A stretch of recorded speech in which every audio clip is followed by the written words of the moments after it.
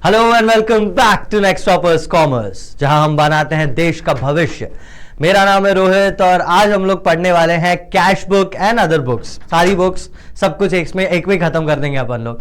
अब बहुत दिन हो गए, मुझे पता है कि ये चैप्टर थोड़ा लास्ट में आ रहा है क्योंकि इंपॉर्टेंट चैप्टर्स करवा रहा था मैं। ये भी इंपॉर्टेंट है लेकिन समझ सकते हो ना, समझ सकते हो तुम। तो एक और चीज मैं तुम्हारे लिए पहले बता दूं, चैप्टर स्टार्ट करने से पहले बहुत लोगों के कमेंट्स हैं कि सर वो 50 क्वेश्चंस आपने बोले हैं मोस्ट इंपॉर्टेंट, कब करवाओगे? करवा देंगे, एक आध दिन में ही हो जाएगा। जनवरी खत्म होने से पहले तुम्हें मिल जाएंगे, टेंशन मत लो, ठीक है। अब जनवरी खत्म होने में दिन ही कितने बचे हैं? 2-3 दिन तो बचे हैं, तो मिल ही जाएंगे। And this would be the live class, मजा आएगा, इंटरेक्टिव रहना और सारे अपने दोस्तों को बोल देना कि आ जाए और तुम भी तो आ ही जाना, ठीक है। देखेंगे, चलो उसका प्रमोशन अपनी जगह। फिलहाल अपन कैश बुक स्टार्ट करते हैं और देखते हैं क्या होता है कैश बुक में। चलिए, तो कैश बुक या फिर मैं बोलूं सब्सिडरी बुक्स, तो एक कंसेप्ट है। पहले तो बात को समझो कि हम स्टार्ट क्या करने वाले हैं। तो हमने सबसे पहले पढ़ा एक चीज जिसको बोल रहा था मैं, जर्नल। तो जर्नल में क्या होता है ना, एंट्रीज रिकॉर्ड होती हैं। हम जो भी ट्रांजैक्शन करते हैं हर चीज जर्नल में रिकॉर्ड होती है। तो क्योंकि हर चीज रिकॉर्ड हो रही है तो ऐसे में जर्नल में एंट्रीज बहुत ज्यादा बढ़ जाती हैं। हम हर एक चीज के लिए एंट्री करते रहते हैं। तो कुछ ऐसी चीजें जो बहुत कॉमन है बिजनेस में, ठीक है, बहुत ज्यादा कॉमन, जैसे कैश का आना और जाना। किसका? कैश का आना और जाना बिजनेस में। भाई धंधा कर रहे हो आप बैठ के, तो कैश जो है वो प्रायोरिटी पे है। तो बहुत सारी ऐसी चीजें हैं जो कैश में होती हैं। तो आपने क्या किया, मैंने पहले तो समझ लो, कैश में बहुत सारी एंट्रीज होती हैं और मेन काम क्या है बिजनेस का? सेल्स। अगर वो सेल्स करेगा तो कभी ना कभी वो चीजें खरीद के भी आएगा, तो वो परचेसेस।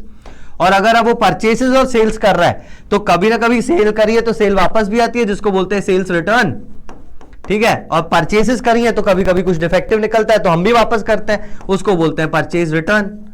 क्या बोलते हैं ना।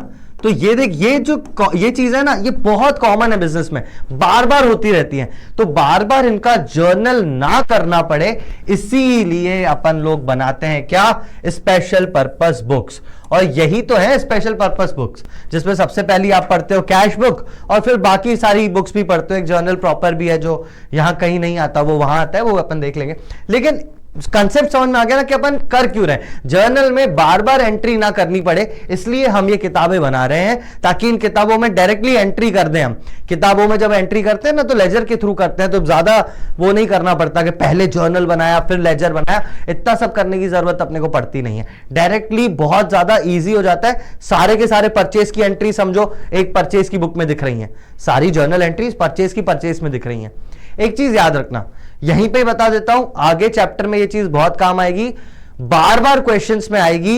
मोस्ट इंपॉर्टेंट गलती इस चैप्टर की, इसमें हम एक सबसे पहली, चलो रुक, यहां पे बता देता हूं वो चीज, मीनिंग को 2 मिनट के लिए छोड़ो। ये देखो, ये मैंने बुक्स बता दी, ये सारी हैं, ध्यान से सुनना मैं क्या बता रहा हूं। सबसे पहली एक बुक है जिसको बोलते हैं कैश बुक। तो बेटा कैश इसमें आ गया, कैश से रिलेटेड ट्रांजेक्शन यहां गए। बाकी जो बुक्स है इनमें कैश से रिलेटेड ट्रांजेक्शन नहीं आएंगे, क्योंकि कैश वाली बुक तो अपन अलग बना दी ना। तो ये सारी चीजें जो आ रही हैं, जैसे यहां पे सेल्स आ रहा है, सेल्स रिटर्न आ रहा है, सेल्स का लिखा है सेल्स, तो कौन सा सेल्स है? तो भाई ये क्रेडिट सेल्स की बात कर रहे हैं हमेशा। परचेसेस है तो कौन सा परचेस? क्रेडिट परचेस, ठीक है। और परचेस रिटर्न और सेल्स रिटर्न भी क्रेडिट वाले, मतलब किसी ने, कोई आया और उसने कोई गुड्स वापस किए और मैंने कैश रिफंड कर दिया, तो वो तो कैश में आ गया, है ना। अगर कोई उधार पे माल लेके गया था और उसने वापस कर दिया तो वो ट्रांजैक्शन इसमें आएगा, मतलब जिसको क्रेडिट ट्रांजैक्शन बोलोगे आप। कहने का मतलब ये भी क्रेडिट, और कहेंगे सेल्स रिटर्न, ये भी क्रेडिट। जो भी चीजें क्रेडिट में हो रही हैं वो सारी चीजें इन तीनों चारों बुक्स में आती हैं।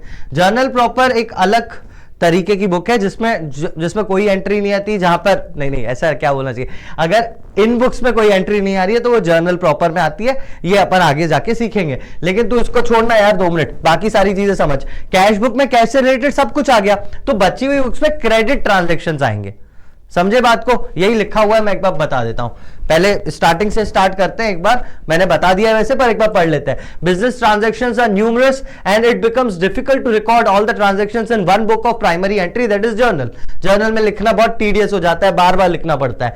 It is convenient to maintain a separate book for each type of transactions, one to record cash transactions, another to record credit purchases of goods and yet another to record credit sale of goods. ऐसे ही बहुत सारी books अपन बनाते जाते हैं, credit purchase के लिए, credit sale के लिए, क्रेडिट परचेज रिटर्न के लिए, लिए, क्रेडिट सेल्स रिटर्न के लिए, और कैश बुक तो अपन बनाते ही हैं। Journal entry is not pass for the transactions recorded in such books, क्योंकि ऑब्वियसली हम जर्नल का ही तो सब्स्टिट्यूट ढूंढ रहे थे ना बुक्स में, तो जर्नल का सब्स्टिट्यूट है ये वाली सब्सिडरी बुक्स, तो जर्नल एंट्री फिर नहीं करेंगे। अगर हमने इस बुक में लिख दिया तो वो पहला ओरिजिनल एंट्री की बुक कहलाएगी, है ना। ये जितनी बुक्स अपन पढ़ रहे हैं सब ओरिजिनल एंट्री की बुक है। जर्नल भी ओरिजिनल एंट्री है, ये भी ओरिजिनल एंट्री है, क्योंकि पहली बार अपन इसमें ट्रांजैक्शन कर रहे हैं, इससे पहले जर्नल नहीं हुआ। कैश बुक बनाने से पहले तूने कैश का कोई जर्नल नहीं बनाया, डायरेक्ट कैश बुक बनाई है instead of journal. Okay, these books of original और primary entry are called special purpose books और स्पेशल जर्नल्स और सब्सिडरी बुक्स, इनको ये सारे नाम दिए जाते हैं।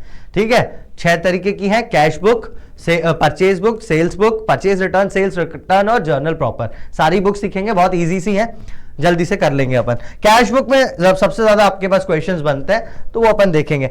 ये भाई समझ में आ गया, क्लासिफिकेशन आ गया होगा यार, अब और कितना ही समझाऊंगा तेरे को। अब डायरेक्ट बुक्स पे स्टार्ट करते हैं। कैश बुक, अच्छा एक काम करते हैं, इस बार एक बार पढ़ लेते हैं ताकि तुम्हें समझ में आ जाए। कैश बुक क्या होता है? To record receipts and payments of cash including receipts into payments into bank, receipts into and payments from bank, मतलब जो भी कैश या बैंक से कार्यक्रम हो रहा है ना वो पूरा कैश बुक में आएगा। सिंगल एंट्री एक सिंगल कॉलम होती है जिसमें सिर्फ कैश से रिलेटेड आता है, डबल कॉलम में कैश और बैंक दोनों से रिलेटेड आ जाता है। जस्ट अभी यही स्टार्ट करेंगे। परचेज बुक में record credit purchases of goods, sales book में record credit sale of goods, purchase return में to record the return of goods previously purchased on credit, मतलब जो क्रेडिट में गई थी उन्हीं का ही परचेज रिटर्न हुआ तो उसमें लिखेंगे, कैश वालियों का नहीं लिखेंगे। सेल्स रिटर्न बुक में to record return of credit sales made by customers, मतलब क्रेडिट यार खत्म।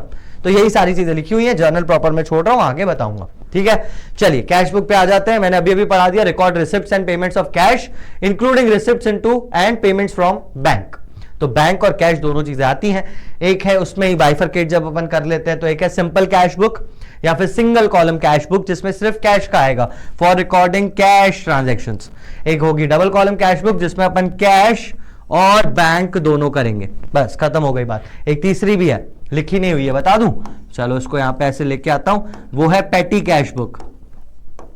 पेटी कैश बुक, इसके बारे में लास्ट में पढ़ेंगे। पेटी कैश बुक क्या होता है कि छोटे मोटे खर्चे चलाने के लिए हम एक बंदा रख लेते हैं जिसको बोलते हैं पेटी कैशियर। पेटी कैशियर क्या करता है? छोटे मोटे खर्चे, जैसे कोई आया तो उसको चाय पिला दी, है ना, नॉर्मल कभी वायरिंग खराब हो गई तो वायरिंग का काम करा दिया, कभी प्लम्बर का काम करवा दिया, कभी चाय की मशीन सुधरवा दी, है ना, टॉयलेट में टॉयलेट पेपर चाहिए था तो वो लेके आ गया वो। तो ये बिजनेस बड़ा सा है, लेकिन छोटे छोटे काम करने के लिए हम एक बंदे को बोलते हैं ये ले भाई 10,000 रुपए खर्चा चलाता रहे अपना। ठीक है, मतलब जो भी ऑफिस में छोटा मोटा लग रहा है, भाई कभी पेन चाहिए, कभी कॉपी चाहिए, ऐसे बहुत सारी चीजें हैं जो बिजनेस में चाहिए रहती हैं। जैसे हमारे ही ऑफिस का ले लो, हमारे ऑफिस में भी एक पेटी कैशियर है, उसके पास कैश रखा रहता है, उसको समझो एक अमाउंट दे दिया 10,000 रुपए का कि भाई देखो छोटे मोटे खर्चे चलाने, किसी टीचर को चाय पीनी है भाई तू लेके आ जा, किसी स्टाफ को भी चाय पीनी है तो लेके आ जा, है ना। ऐसे और क्या हो जाता है कि कभी और क्या करते हैं यार ये पेटी कैश से, जैसे वही कभी टॉयलेट रोल खत्म हो गया तो लेके आ जाओ भाई, साबुन खत्म हो गया लेके आ जाओ, शुगर खत्म हो गई ऑफिस में लेके आ जाओ, नमक खत्म हो गया है। तो मतलब जो भी छोटे छोटे खर्चे, छोटे छोटे बड़े नहीं, छोटे खर्चों के लिए इसको दे दिया कि भाई कर लेगा ये, है ना, भरोसेमंद आदमी होना चाहिए, उसको बोलते हैं पेटी कैशियर। वो जो बुक मेंटेन करता है ना अपने खर्चे दिखाने के लिए, उसको बोलते हैं पेटी कैश बुक। तो पेटी कैशियर ही, छोटा कैशियर, छोटा बंदा जो ये काम कर रहा है वो अपनी रिकॉर्ड करता है बुक्स, मतलब पेटी कैश में अपने ट्रांजैक्शंस। तो ये भी अपन देखेंगे। अभी अपन जल्दी से स्टार्ट करते हैं सिंगल कॉलम कैश बुक। बेटा पेन और कॉपी उठा लेना, क्योंकि तुम तो महान हो, हैवी ड्राइवर हो, तुम तो देख के ही समझ में आता है, पर भाई तू कर यार, करेगा तो समझ में आएगा, कैलकुलेशन स्ट्रांग होंगे, स्पीडली यानी टाइमली ये सारी चीजें हो जाएंगी। देख देख के आपको लगेगा कि आ गया है, लेकिन जब पहली एक ट्रांजैक्शन गलत होगा ना तो आपको समझ आ जाएगा कि नहीं आया है। तो इसलिए आप साथ में करते जाएं तो ज्यादा बेटर, बाकी तो आप हैवी ड्राइवर हो ही, तो आपकी मर्जी। चलिए, बाकी मेरा तो सजेशन रहता है हमेशा करते जाओ साथ में। Prepare a single column cash book for the month of April from the following transaction. अच्छा, कैश बुक्स या कैश बुक का फॉर्मेट कैसा होता है? तो जो लेजर का फॉर्मेट है वही कैश बुक का फॉर्मेट है, उसमें कोई चेंज नहीं है। ठीक है, चलिए चलिए भाई, सिंगल कॉलम कैश बुक बनानी है अप्रैल 2024 की। किसके बुक्स में है? Month of April for the following transactions for Amitabh of Chennai. Amitabh Chennai में कब पहुंच गया? इन the books of Amitabh Chennai. ये अपन ऐसे फॉर्मेट बनाएंगे इसका, ठीक है। कैश बुक लिखेंगे और बस शुरू कर देंगे कैश बुक, और क्या। चलिए, लिखा हुआ है 2024। और पहली चीज तो देखो बेटा, एक छोटी सी चीज बता देता हूं। जैसे 2024 के ट्रांजैक्शंस है ना, तो 2024 तुम सबसे पहले लिख लो यहां पर, क्योंकि तुम्हें डेट वगैरह तो लिखनी ही पड़ेगी। तुम्हें क्या लिखना पड़ता है? डेट, मतलब क्यों ये ट्रांजैक्शन हुआ, जैसे सैलरी दी तो सैलरी, ऐसा परचेज ये पर्टिकुलर्स में लिखना पड़ता है, और उसका अमाउंट। और बीच में आता है एलएफ, कि अगर लेजर बना हुआ है इस चीज का, ये प्राइमरी एंट्री होगी तो लेजर बनाएंगे ना, तो लेजर जब बनेगा तो वो कौन से पेज नंबर पे, वो भी चीजें यहां पे आती हैं। आपके स्कूल में एलएफ तो कभी नहीं देंगे वो लोग, ओके। तो ये सारी चीजें रहती हैं। तो जो ईयर होता है ना, पहले ही लिख लेना। तो डेट में डायरेक्टली आपको सिर्फ डेट लिखनी पड़ेगी, जैसे अप्रैल 3, अप्रैल 4 जो भी अपन कर रहे हैं वो लिखना पड़ेगा, ज्यादा कुछ लिखने की जरूरत नहीं पड़ेगी। पहला अप्रैल कैश इन हैंड कितना है? 25,000। अब एक और बात मैं बता दूं आपको कि ये अकाउंट जो है ये क्या फॉलो करता है, रूल कौन सा फॉलो करता है। तो कैश क्या होता है बेटा? कैश क्या होता है? कैश क्या होता है? कैश होता है कौन सा अकाउंट? अरे रियल, नॉमिनल, पर्सनल, कौन सा होता है? Cash, real. तो कैश रियल होता है तो रियल का रूल फॉलो करेगा। रियल का रूल क्या होता है? Debit what comes in, credit what goes out. जब भी पैसा आ रहा है तो डेबिट में लिखेंगे, यहां पर लिखेंगे। जब भी पैसा जा रहा है तो यहां पर लिखेंगे, ओके। सीधी सी बात है। और एसेट है कैश, रियल अकाउंट का रूल फॉलो कर रहा है क्योंकि एसेट है। एसेट का मेन बैलेंस क्या होता है? Debit balance. तो इसका जो ओपनिंग बैलेंस आता है वो यहां पर आता है। क्या है भाई? कैश इन हैंड पहली अप्रैल। तो यहां पर मैं लिख दूंगा, देख बेटा, अप्रैल 1 बाय, यहां पे बाय लिखते हैं, मैं भी खुश होके लिखते हैं, टू बैलेंस ब्रॉड डाउन। कहीं ना कहीं से तो ब्रॉड डाउन हुआ ही होगा ये बैलेंस। और कितना बैलेंस है? क्या बोल रहा है ये? कितना बैलेंस है? Cash in hand 25,000। Cash in hand 25,000। ये मैंने 25,000 यहां पर लिख दिया, ठीक है। आगे स्टार्ट करते हैं। कैश सेल्स, आराम से देखते जाना, बहुत सिंपल सी चीजें होती हैं। कैश सेल्स, तो सेल्स से पैसा आता है या जाता है बेटा? आता है। डेबिट व्हाट कम्स इन, कहां लिखोगे आप सेल्स को? अरे भाई अप्रैल 2 यहां पर लिखोगे, अप्रैल 2 सेल्स, ठीक है। सिंपल, सेल्स से पैसा आया, अपन ने लिख दिया यहां पे 2 सेल्स। कितना पैसा आया है? 2,20,000। यहां पे लिख दो 2,20,000। 2,00,000 और 20,000 मैंने यहां पर लिख दी है, ठीक है। 25,000, 2,20,000 दोनों की एंट्री हो गई। अमाउंट ढंग से लिखना, कैलकुलेशन मिस्टेक होती है कैश बुक में, और कुछ नहीं होता। कंसेप्ट तो बहुत ही सिंपल है, कैलकुलेशन मिस्टेक बस मत कर देना। डिपॉजिटेड कैश इनटू बैंक, चलो मस्त एंट्री आ ही गई। मैं सोच रहा था बाद में आएगी पर अभी आ गई। इस वाली चीज को एक नया नाम देते हैं अपन, इसको बोलते हैं कॉन्ट्रा एंट्री। क्या बोलते हैं बेटा? Contra entry.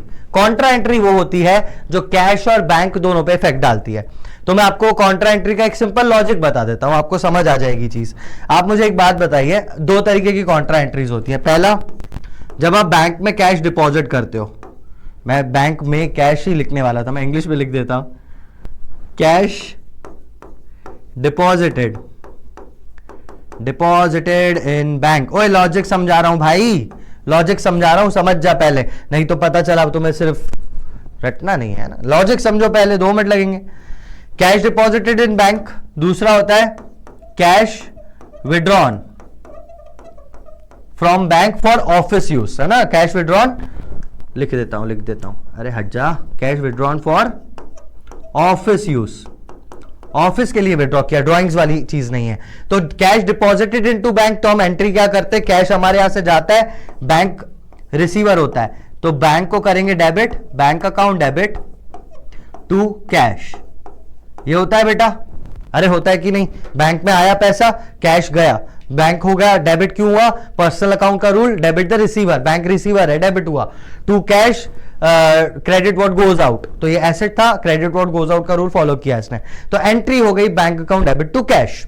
वैसे ही जब कैश विड्रॉ किया तो ऑफिस में आ जाएगा कैश अकाउंट डेबिट, और क्रेडिट द गिवर की वजह से बैंक अकाउंट आ जाएगा यहां पर to bank, credit the giver, ठीक है। तो ये एंट्री समझ में आई तुम्हें? पहले ये बताओ, bank account debit to cash and cash account debit to bank, इन दोनों को मिला के ही हम बोल देते हैं कॉन्ट्रा एंट्री है। ये कॉन्ट्रा एंट्री क्यों है?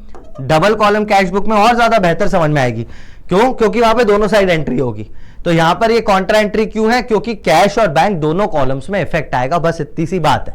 ठीक है, एक जगह से कैश जाएगा, दूसरी जगह कैश आ रहा होगा, बस ये फर्क है। अब देखो यहां पर क्या है, ध्यान से देखो, डिपॉजिटेड कैश इनटू बैंक, हमने कैश को डिपॉजिट किया है, तो कैश बुक के हिसाब से बताओ कैश गया होगा या आया होगा। यहां पे देखो जब डिपॉजिट किया तो कैश गया है, टू कैश गया है ना, तो इसकी एंट्री क्या होगी कैश अकाउंट में, बाय बैंक, जैसा लेजर में करते हो आप, तो बस वही करेंगे यहां पर भी। बाय बैंक कितना गया, 2 लाख, यहां पर लिख दूंगा मैं बाय बैंक, बैंक अकाउंट में मैंने जमा किया कितना, 2 लाख रुपए।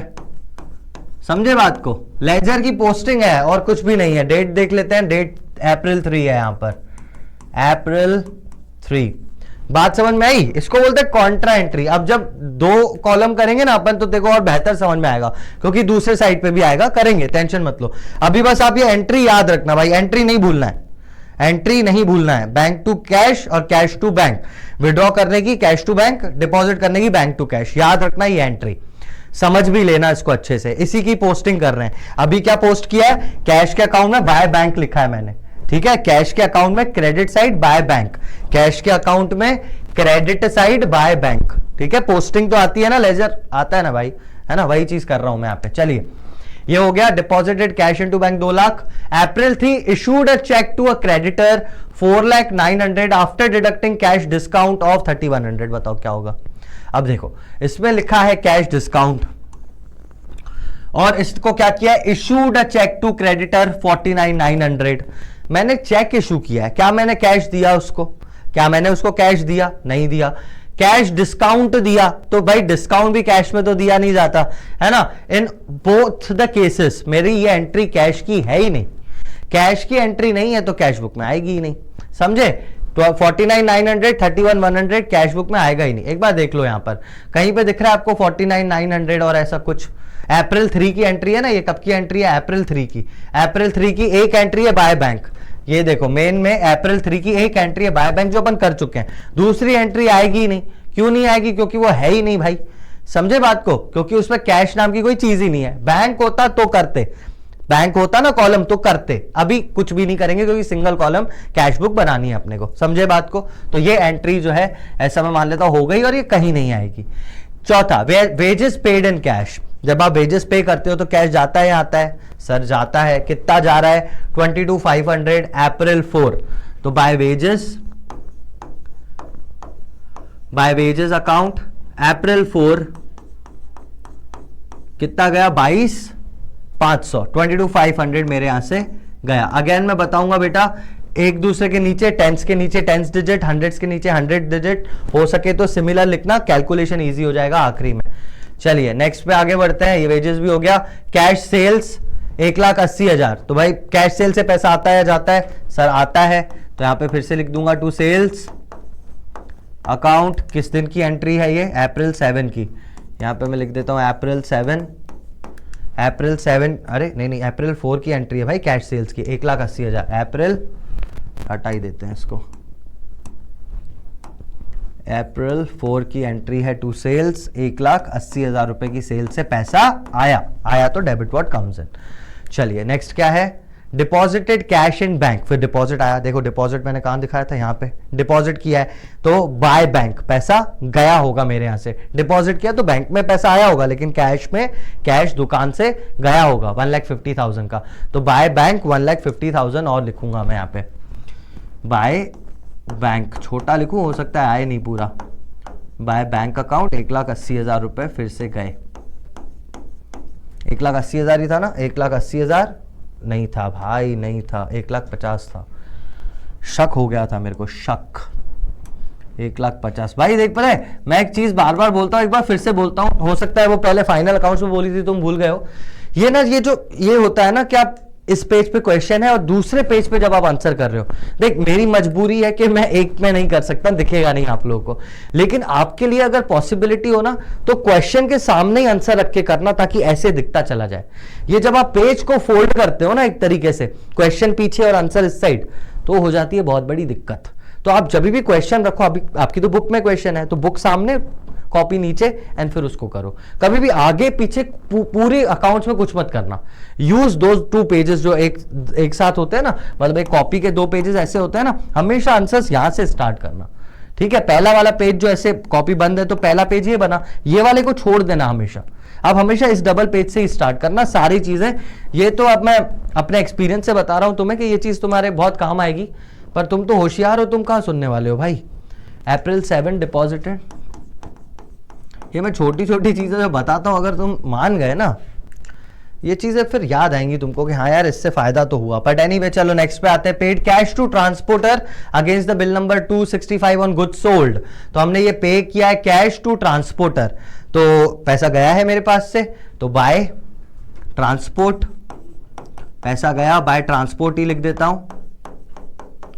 कितना गया और डेट क्या थी? डेट थी अप्रैल 9 और पैसा था 4500। अप्रैल 9 और 4500 था मेरा पैसा जो मेरे यहां से गया। ठीक है भाई, आगे बढ़े। चलिए ये भी हो गया। पेड कैश फॉर रिपेयर्स, मैंने रिपेयर्स के लिए पैसा दिया 2000, तो बाय रिपेयर भी पैसा गया, बाय रिपेयर्स अकाउंट 2000 रुपए ये गए। है ना सिंपल सा, मैंने बोला तुम्हें बहुत सिंपल है। अप्रैल 20 की एंट्री है ये, अप्रैल 20। ये कोई नीचे ऊपर तो नहीं हो रहा, सब सही लिख रहा है ना? हाँ चलो अच्छा दिख रहा है। चलिए और क्या है? रिपेयर्स हो गए। अप्रैल 21 की एंट्री है, purchase goods on credit. Purchase goods on credit from you and company, purchase goods on credit. क्या ये एंट्री आएगी सर? ये तो एंट्री ही नहीं आएगी सर, कैश बुक में क्रेडिट एंट्रीज नहीं आती। तो purchase goods on credit, nowhere, no record, nothing, खत्म, टाटा बाय बाय। अप्रैल 28 को देख लेते हैं। Cash paid to Sunil a creditor after deducting discount 500। मेरे को डिस्काउंट से कोई मतलब नहीं है फिलहाल। डिस्काउंट कॉलम होता तो मैं इसको लिखता, लेकिन उसमें भी ये डिस्काउंट में क्यों लिखता। बट एनीवे ये अभी डिस्काउंट कॉलम नहीं बना रहे हैं अपन, तो इसको कुछ नहीं करेंगे। डबल कॉलम में मैं बता दूंगा, डिस्काउंट कॉलम वैसे आजकल आता नहीं है, डिसकंटिन्यू हो गया। चलिए paid cash to Sunil, cash Sunil को दिया है 9500, तो बाय सुनील, बाय सुनील। पैसा कितना गया? तो सर 9500 गया। डिस्काउंट को देखेंगे ही नहीं, क्यों देखेंगे। और इसकी अप्रैल 28 की एंट्री है। एंट्री कब की है? अप्रैल 28, अप्रैल 28। ठीक है सर, ये भी हो गया। Paid to Sunil 9500। April 29 paid electricity bill in cash. चलिए सर कैश में बिल भी भर देते हैं। अप्रैल 29 बाय बिल, कौन सा बिल है? इलेक्ट्रिसिटी बिल है क्या? Paid electricity bill 9000। इलेक्ट्रिसिटी लिखना भूल गया था मैं, चलो 9000 का इलेक्ट्रिसिटी बिल दे दिया आपने। और क्या बचा? Cash collected from Mahesh 45,000 after allowing discount of 2500। तो 45,000 मिला है। इसको ध्यान से पढ़ना बेटा कि 4500 में से ये डिस्काउंट माइनस होगा या नहीं, क्योंकि अगर ये माइनस हो चुका है ऑलरेडी तो अभी नहीं करेंगे। तो अंग्रेजी अच्छी होनी चाहिए भाई, है ना। Cash collected from Mahesh debtor after allowing discount of 2500। तो 2500 का डिस्काउंट देने के बाद 45,000 मिला है, तो मुझे कुछ डिडक्ट करने की जरूरत नहीं है, मुझे सिर्फ 45,000 की एंट्री करनी है कि ये पैसा मुझे मिला। किससे मिला? महेश से। तो मैं यहां पे क्या लिख दूंगा? To Mahesh account. कितना? 45,000 पूरा का पूरा। 2500 का डिस्काउंट हम कहीं पर भी नहीं लिखेंगे। अप्रैल 30 की ये एंट्री है। ठीक है। अच्छा अब देखो, अब मैंने सारी चीजें लिख दी हैं। मैं पता है क्या करता हूं, मैं बिल्कुल ध्यान से इस चीज को देखता हूं कि कितनी चीजें मैंने लिखी हैं, कितने अमाउंट्स मैंने लिखे, कहीं मैंने कोई अमाउंट छोड़ा तो नहीं है। कैसे देखेंगे? सिंपल है बेटा, जितने अमाउंट्स तूने लिखे एक बार टोटल कर ले। 1 2 3, ये वाला तो लिखा नहीं था, 4 5 6 7 और ये 8 और ये 9वां भी मैंने नहीं लिखा था 15,000। ठीक है, तो ये 9, ये 10 और ये 11 एंट्रीज होनी चाहिए। और एक बैलेंस की, हाँ बैलेंस की भी इंक्लूड होगी, 11 एंट्रीज होनी चाहिए। क्या मैंने 11 करी है? 4 5 6 7 8 9 10 11 हो गई। 11 की 11 एंट्रीज खत्म। याद रखना एंट्रीज होंगी, ऊपर बैलेंस हो सकता है कभी क्वेश्चन में दिया हो तो उसको भी गिन लेना, तो देख लेना। अरे यार ये जो मैं बता रहा हूं ना 11 एंट्रीज, एक अमाउंट मिस हो गया तो पूरी कैश बुक गलत, पूरी कैश बुक गलत। भाई क्या है ना, कोई पूरा बैलेंस गलत आएगा, फिर तू बैलेंस को कैरी गलत करेगा तो बहुत मार्क्स कट जाएंगे। तो थोड़ा सा कॉन्शियस जरूर है ना, डबल चेक करके ही आगे बढ़ना। ऑलराइट, ये सारी चीजें हो गई। अब आप देखो बड़ा साइड कौन सा है, तो 2 लाख 1.5 लाख वाला वो साइड है, 2 लाख 1,80,000 तो यहां पर भी हो गए। बाकी छोटी छोटी चीजें हैं, आई थिंक ये वाला ही साइड बड़ा है, इसको अपन टोटल कर लेते हैं। ठीक है, ये चीज आपको, अब सर आपको कैसे पता बड़ा है, तो दिख रहा है ना, दिख रहा है बड़ा है। चलो इसको थोड़ा नीचे नहीं यहाँ पर कर देता हूँ मैं, बैलेंस आ जाएगा उस साइड, और ये मैं यहाँ पर टोटल करता हूँ क्योंकि मुझे आगे फॉरवर्ड भी करना है। कैश बुक का टोटल थोड़ा सा ऊपर ही रखना आप। 0 0 0 0 0 0 0 0 0 5 के नीचे एक और 5 तो 0 1 1 और 2 3 4 5 5 और 8 13 13 और 4 13 और 4 कितने होते हैं 18 13 और 4 कितने होते हैं 17 7 1 2 और 1 3 और एक 4 4,70,000 आया टोटल। 4,70,000 टोटल को मैं यहाँ पर लिख दूंगा पहले 4,70,000। पहले मैं टोटल चेक कर लेता हूँ भाई कि सही है कि नहीं। 4,70,000 4,70,000। अब अपन बैलेंस निकालेंगे। बैलेंस कैसे निकालेंगे बेटा, 4,70,000 यहाँ पे लिख दो आप, यहाँ पे मत लिखो। एक्चुअली आपके पास तो रफ कॉलम रहेगा, आप इसका टोटल करना पूरा, ठीक है, और माइनस करना 4,70,000 में से। कर ही देता हूं मैं, फिर तुम बोलोगे सर आप तो करते नहीं हो, आपको आता है नहीं, हमको बोलते रहते हो। नहीं भाई कर रहा हूं, देख 0 0 सबको एक दूसरे के नीचे लिखना है, कैलकुलेशन इजी हो जाएगा। और कैलकुलेटर बार बार नहीं बोलना मेरे को, तू यूज कर कैलकुलेटर। 0 0 0 0 0 0 ये एक 0 आ गया, एक 0 यहाँ पे आ गया।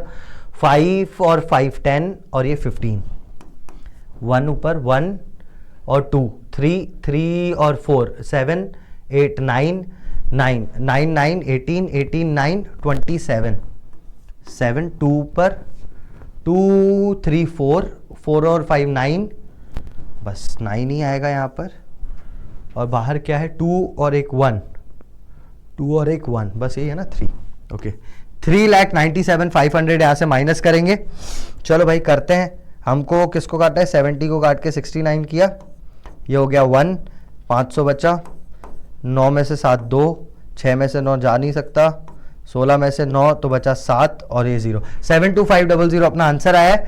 72500 जो है वो अपना बैलेंस आएगा। इस साइड का टोटल ज्यादा है तो बैलेंस इस साइड आएगा, और वो हमेशा लास्ट डेट पे आएगा। अप्रैल में कितने दिन होते हैं भाई, 30 होते हैं 31 होते हैं। वो तेरे को नहीं पता है तो वो इस वाले नकल मेथड से कर लेना। जनवरी फरवरी मार्च अप्रैल 30 महीने। ओके तो ये 30 महीने का पीरियड है। लास्ट दिन पे अपन निकालेंगे बैलेंस सीडी, ये तो यहां पर आ जाएगा। इसको मैं अलग कलर से करूंगा क्योंकि ये बैलेंस है, ये बैलेंसिंग फिगर है।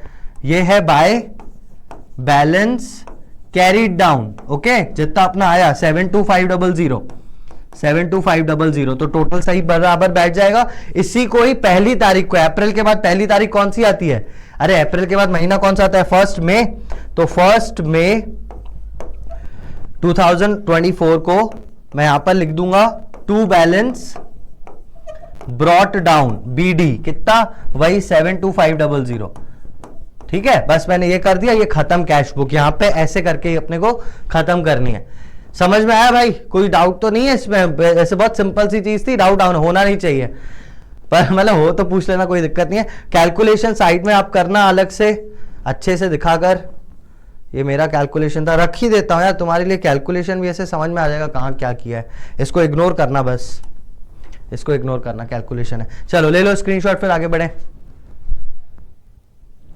देख लिया भाई, चलिए आगे देखते हैं। अब आगे क्या है अपने पास, इसका आंसर मिला ले क्या अपन, क्या मिला है 72500 ही तो आ रहा है। 72500 12430 12430 3479 2028 3479 2028 2930 सब सही है। मतलब अब सही है यार, मैं एक्सपीरियंस बंदा हूँ मैं नहीं नहीं अपन चेक करते हुए चलेंगे हर बार। बहुत सिंपल सी है कैश बुक बेटा, कैश बुक सबसे ये सबसे सिंपल है, सबसे स्कोरिंग है, तो अच्छे से करना। 6 मार्क का क्वेश्चन सीधा सीधा फंसेगा, मजा आ जाएगा तुमको। चलिए अब ये खत्म हो गया। अब मेरे को आपको 2 चीजें और बतानी थी, वो आप ध्यान से सुन लो। सबसे पहली बात तो अपन double column cash book start कर रहे हैं, तो जो कैश होता है, कैश कैश कैश कैश का कभी नेगेटिव बैलेंस होता ही नहीं है। कैश का नेगेटिव बैलेंस कैसे होगा यार, या तो मेरे पास देख, मेरे जेब में कितने रुपए हो सकते हैं, मेरे जेब में कितने रुपए हो सकते हैं, मैं अभी देखो कितने हैं। देखो मैं तो गरीब इंसान हूं, एक 500 का, एक 100 का, एक 100 का और ये 50 कितना है 750 रुपए पड़े मेरे पास। तो एक बात बता, 750 रुपए ये मेरे को देख रहा है, आजा चाहिए आजा, अरे आजा भाई। तो 750 रुपए मेरे पास पड़े, ठीक है। मेरे पास नहीं हो तो कितना हो सकता है, क्या मेरे पास कभी -750 हो सकता है क्या? मेरे पास मिनिमम कितना हो सकता है जेब में मिनिमम कितना हो सकता है, दुकान में कैश कितना हो सकता है मिनिमम, 0, कि है ही नहीं। नेगेटिव में तो नहीं हो सकता ना कि मेरे पास -10 रुपए पड़े, ऐसा कभी नहीं होता बेटा, है ना। तो या तो कैश का बैलेंस क्या हो सकता है, ज्यादा से ज्यादा 0 हो सकता है, तो कैश का balance can not B negative. यही यहां पे लिखा है, कैश बुक का cash column can not have a credit balance. हमेशा कैश है तो डेबिट बैलेंस ही होगा, यहां तो बैलेंस ही नहीं होगा, लेकिन कभी भी क्रेडिट बैलेंस नहीं होगा।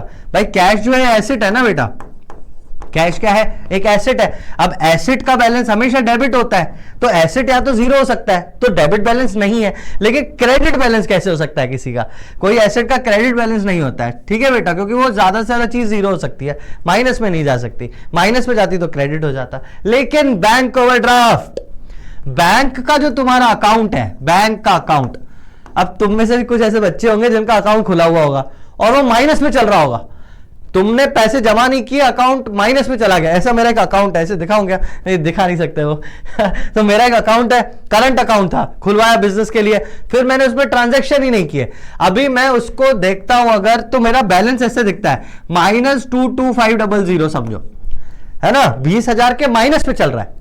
तो इसका मतलब जैसे ही 20,000 अकाउंट में डिपॉजिट करूंगा गायब हो जाएंगे, फुर हो जाएंगे, तो मैं अकाउंट यूज नहीं करता।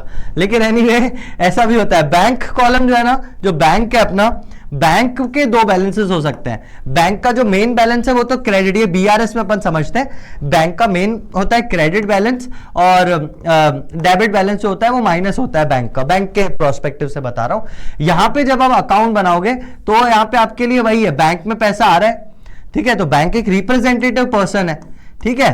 कैश जैसे एसेट है ना बेटा, वैसे बैंक एक रिप्रेजेंटेटिव पर्सन है, तो वो डेबिट करते हैं रिसीवर को। अगर बैंक को हम पैसा दे रहे हैं, है ना, कभी भी पैसा हमारे यहां पे, मतलब बैंक को पैसा दे रहे हैं, मतलब कैसे बताऊं कि हमारे यहां पे पैसा आ रहा है, पता है इस वाली चीज को जो मैं अभी समझाने में मेरे को जो दिक्कत हो रही है ना, इसकी वजह से बहुत सारे स्कूल टीचर होता है क्या बोलते हैं, बैंक जो है वो रियल अकाउंट है, रियल अकाउंट, बैंक एक रियल अकाउंट है। Debit what comes in, bank में पैसा आया डेबिट कर दो, बैंक में से पैसा गया क्रेडिट कर दो। लेकिन पता है ये गलत है, ये गलत। बैंक रियल कैसे हो सकता है, बैंक एसेट थोड़ी है यार, बैंक एक रिप्रेजेंटेटिव पर्सनल अकाउंट है, और रिप्रेजेंटेटिव पर्सनल अकाउंट का रूल होता है डेबिट द रिसीवर। ये कंसेप्ट है भाई, ये मस्त है चीज, मतलब बता रहा हूं मैं, देख ले। Credit the giver, debit the receiver, credit the giver. जब बैंक रिसीव करता है तो डेबिट करते हैं, और उसमें ये रूल भी लागू हो रहा है, जैसे डेबिट व्हाट कम्स इन, तो बैंक में पैसा आया तो आप उसको डेबिट कर दो, तो रूल ही गलत है। वैसे अगर अप्लाई करने के लिए आंसर तो कहीं से भी आ जाएगा, लेकिन बैंक रिसीवर है। जब भी आप बैंक में पैसा डालते हो तो डेबिट करते हो, जब भी बैंक से निकालते हो तो बैंक गिवर है, आपको बैंक गिवर है, पैसा देती है, इसीलिए उसको क्रेडिट करते हैं, ठीक है। ये तो थी कंसेप्ट की बात, लेकिन मैं सिंपल सा अगर आपको बता दूं, ये ही है कंसेप्ट तो, लेकिन बस मैं आपको बता देता हूं, बैंक में अगर पैसा आया, मैं हिंदी में लिख देता हूं, बैंक में पैसा आया, बैंक में पैसा आया, डिपॉजिट हुआ तो डेबिट, ठीक है। बैंक से पैसा गया, बैंक से पैसा गया तो क्रेडिट, ठीक है। रूल कौन सा फॉलो करेगा, पर्सनल का, क्योंकि बैंक एक पर्सनल अकाउंट है। इतनी बात समझ में आई। अब देखो ये तो समझ में आ गया, ओके, कि बैंक में पैसा आया तो डेबिट करेंगे, बैंक में से पैसा गया तो क्रेडिट करेंगे। अब बैंक में एक चीज होती है ओवरड्राफ्ट। ओवरड्राफ्ट मतलब भाई जैसे समझ मेरा अकाउंट है, मेरे अकाउंट में अभी ऐसा मान लेते हैं कि अब कितने पड़े हैं यार, 2000 मान लेता हूं, इससे तो ज्यादा है बट ठीक है, चलो मेरे बैंक अकाउंट में 2000 है और मेरा एक करंट अकाउंट है। अगर मैं बिजनेसमैन हूं, है ना, और मेरे अकाउंट में 2000 पड़े, तो बैंक मुझे एक सुविधा देती है कि आप एक काम कीजिए, आप मतलब हर किसी का अलग लिमिट होता है, तो बैंक ने मुझे समझो 50,000 की लिमिट दे रखी है, एक क्रेडिट कार्ड की तरह, कि 50,000 तक आप विड्रॉ कर सकते हो अपने अकाउंट से, और जो भी आप मतलब देख अभी 2000 है और 50,000 और विड्रॉ कर सकता हूं, मतलब मैं ओवरऑल 52,000 विड्रॉ कर सकता हूं, है ना। तो समझो मैंने 7,000 किसी दिन विड्रॉ कर दिए, तो मेरे अकाउंट में तो 2 ही थे 1000, और 7,000 मेरी बैंक से मेरे पास आ गए, तो ये जो 5,000 का एक्स्ट्रा पैसा आ गया ना, ये 5,000 का एक्स्ट्रा पैसा, ये एक्स्ट्रा वाला पैसा जो बैंक ने मुझे दे दिया, ये मेरा उधार है, इसको बोलते हैं बैंक का ओवरड्राफ्ट, बैंक ओवरड्राफ्ट, इसको बोलते हैं बैंक ओवरड्राफ्ट। समझे आप बात को? तो आप बोलोगे सर मेरे साथ तो ऐसा नहीं होता, हमारे अकाउंट में तो जितना पैसा होता है उतना यूज कर सकते हैं। तो हाँ, तुम्हारे सेविंग्स अकाउंट है उसमें ऐसा ही होता है, लेकिन जो बिजनेसमैन खुलवाता है ना वो करंट अकाउंट खुलवाता है, तो उसको, और ऐसे हर बिजनेसमैन को नहीं जो एलिजिबल है, तो उसको बैंक बोलती है कि यार आप ना ओवरड्राफ्ट लिमिट हम आपको दे रहे हैं, हम अपने आप से आपको 3 लाख रुपए की ओवरड्राफ्ट लिमिट दे रहे हैं कि आपके अकाउंट में 3 लाख एक्स्ट्रा विड्रॉ कर सकते हो कभी भी। 3 लाख मतलब 3 लाख तक का कितना भी, मतलब अब 1 लाख विड्रॉ करो, 50,000 विड्रॉ करो, 10 रुपए विड्रॉ करो, या पूरे 3 लाख विड्रॉ करो, आपकी मर्जी, लेकिन उतना आप विड्रॉ कर सकते हो। तो जब वो एक्स्ट्रा विड्रॉ कर लेता है तो बैंक का जो बैलेंस है ना वो हो जाता है क्रेडिट, इसको बोलते हैं बैंक का ओवरड्राफ्ट। ठीक है, अब मैंने इतनी कहानी समझाई, इसको सिंपल एक सेंटेंस में मैं संक्षेप में खत्म करता हूं ये बोल के कि देखो ये है आपकी कैश बुक, ये है डेबिट कॉलम, ये है क्रेडिट कॉलम। यहां पर 2 कॉलम बनते हैं क्योंकि अपन डबल वाली की बात कर रहे हैं, तो एक बन जाता है कैश कॉलम, एक बन जाता है बैंक कॉलम, एक बन जाता है कैश कॉलम, एक बन जाता है बैंक कॉलम। ठीक है बेटा, अब क्या है कि जो कैश है, मैंने बोला इसका बैलेंस कहां होगा, हमेशा ही यहां पर आएगा डेबिट में, टू बैलेंस बीडी में ही आएगा कैश का बैलेंस, कहीं और कभी जा ही नहीं सकता। लेकिन जो बैंक का बैलेंस है वो, या तो मैं बैंक का बैलेंस ऐसे अलग तरीके से दिखाऊं क्या, ग्रीन से दिखाता हूं कि जो बैंक का बैलेंस है वो टू बैलेंस में भी आ सकता है, हो सकता है बैंक का पॉजिटिव बैलेंस हो, मतलब मेरी बैंक में पैसा है, और हो सकता है बाय बैलेंस हो, बाय बैलेंस सीडी हो। बाय वाला बैलेंस कब आएगा बेटा, जब मैंने ओवरड्रॉ कर दिया है, ओवरड्राफ्ट कर दिया है। तो ओवरड्राफ्ट के केस में आप बैलेंस को यहां पर लिखते हो कि मुझे बैंक को देना है। समझे बात को? तो ये है, बस इतनी सी बात थी, एक लाइन में मैंने बता दिया। अगर ओवरड्राफ्ट आया तो आप इस साइड लिखोगे, लॉजिक मैंने बता दिया क्यों, क्योंकि आपने एक्स्ट्रा पैसा विड्रॉ कर लिया है बैंक से। ठीक है, अब लॉजिक भी अपनी जगह, रटने के लिए तो इतनी सी चीज है कि भाई अगर पॉजिटिव बैलेंस है तो यहां पर लिख दो, बैंक में पैसा है तो यहां लिख दो, अगर ओवरड्राफ्ट ले रखा है आपने तो यहां पर लिख दो। आई बात समझ में? एक बार जल्दी से इसका स्क्रीनशॉट लो, फिर अपन बढ़े आगे। चलिए अब अपन बस डबल कॉलम कैश बुक को स्टार्ट करते हैं, और आई होप आपको बहुत अच्छी तरह ये चीज समझ में आ जाएगी, क्योंकि सिंपल सी है यार, इतना कुछ कठिन है ही नहीं इसमें। हाँ बस याद रखना क्रेडिट का कोई ट्रांजैक्शन यहां पर नहीं आता, ये वाली बात, यही वाली बात बस एक बार याद रखनी है, बाकी तो सब सिंपल है। चलिए, April 1 कैश इन हैंड, अब बैंक का ओवरड्राफ्ट, देख बैंक का ओवरड्राफ्ट। ठीक है, अब देख इस बैलेंस को मैं कैसे लिखता हूं, आराम से देखना। April 1 कैश इन हैंड 2,20,000, तो यहां पर मैं लिखूंगा April 1 है ना, 2024 ही चल रहा है, चलो मैं यहां पे पहले लिख देता हूं 2024, यहां पर भी लिख देता हूं 2024। अरे ये पेन कौन सा आ गया है, चलो। तो अप्रैल के ट्रांजैक्शन है, पहली अप्रैल को आप ट्रांजैक्शन कर रहे हो, मतलब बैलेंस लिख रहे हो, तो 1 अप्रैल टू बैलेंस ब्रॉट डाउन, कितना है कैश का बैलेंस 2,20,000, तो वो तो हमेशा ही सर यहीं पर ही आएगा। कैश का बैलेंस कभी भी वहां नहीं जा सकता, क्योंकि कैश ज्यादा से ज्यादा 0 हो सकता है, नेगेटिव नहीं हो सकता।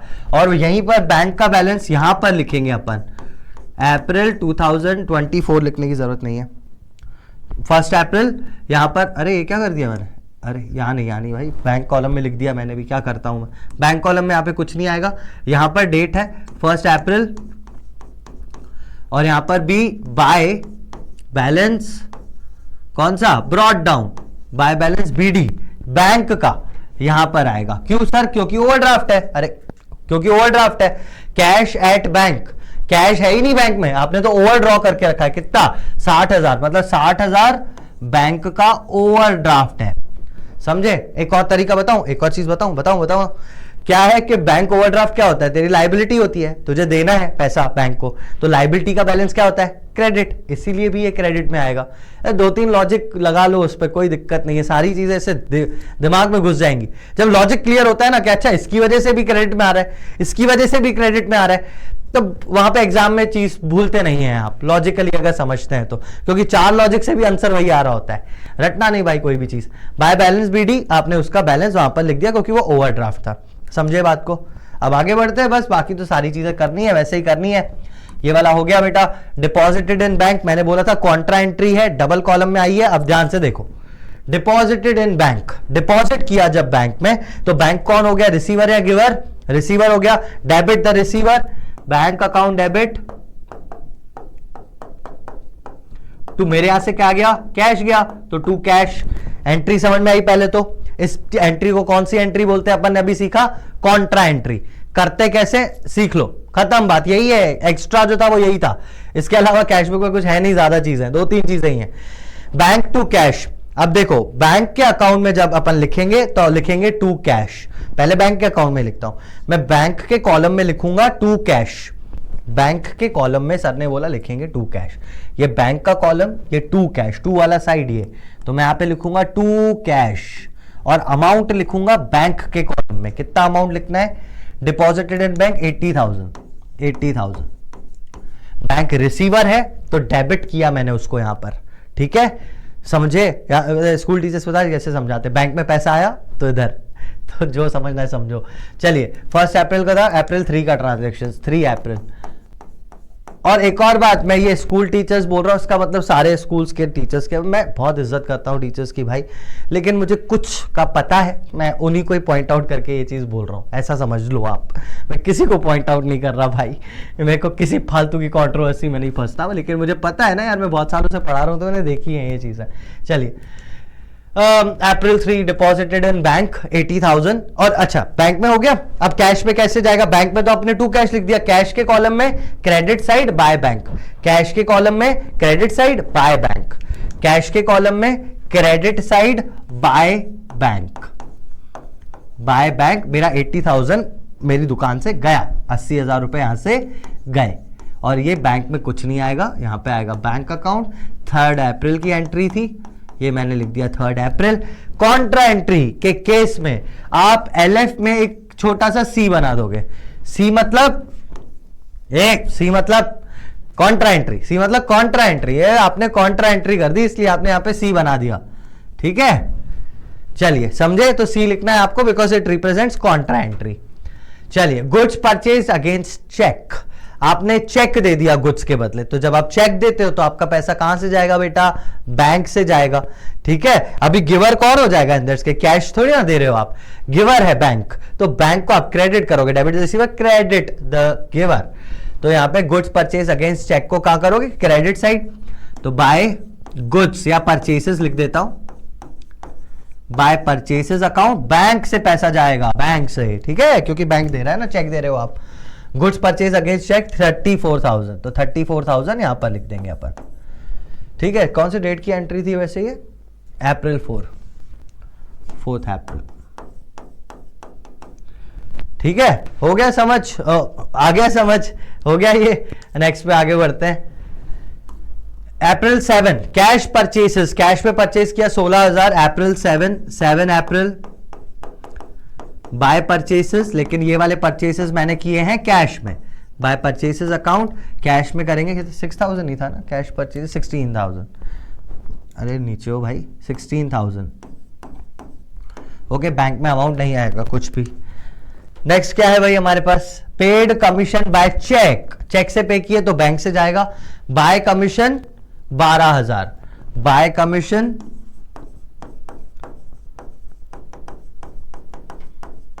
12,000 जाएगा बैंक से, 12,000। कौन सा अप्रैल था भाई ये, अप्रैल 8। नेक्स्ट क्या है हमारे पास, withdrew for bank for personal use, office use नहीं, personal use, withdrew from bank for personal use. तो इसकी एंट्री क्या होती है, पर्सनल यूज की कोई कॉन्ट्रा एंट्री नहीं होती बेटा। पर्सनल यूज का मतलब होता है ड्रॉइंग्स अकाउंट डेबिट, यहां पे आप कैश नहीं करते, आप करते हो drawings account debit to bank, because bank is the giver, तो क्रेडिट द गिवर, बैंक ने दिया टू बैंक, तो ठीक है। ये एंट्री कैसे होती है, drawings account debit to bank, drawing के अकाउंट में टू बैंक, और बैंक के अकाउंट में by drawing, by drawing bank से पैसा गया, ऐसा लिखेंगे यहां पर, लिखेंगे यहां पे बाय ड्रॉइंग्स। कॉन्ट्रा एंट्री नहीं है बेटा, ठीक है, याद है, इस साइड नहीं आएगी, कॉन्ट्रा नहीं है, वो ड्रॉइंग्स की वजह से पैसा गया है, तो बाय ड्रॉइंग्स बैंक से गया है कितना, अप्रैल 9 withdrew for bank for personal use 2,500 bank से मेरा पैसा गया, समझे। चलिए नेक्स्ट पे आते हैं। रिसीव्ड फ्रॉम वेद 6,000, ठीक है, अप्रैल 12 को received from Ved 6,000, half of the amount was deposited on the same day into bank on the same day. मतलब देखो, आपको 6,000 रुपए मिले, 6,000 रुपए में से आधा आपने उसी वक्त बैंक में डिपॉजिट कर दिया, तो ये होगी कॉन्ट्रा एंट्री, है ना, आधे अमाउंट की कॉन्ट्रा एंट्री होगी।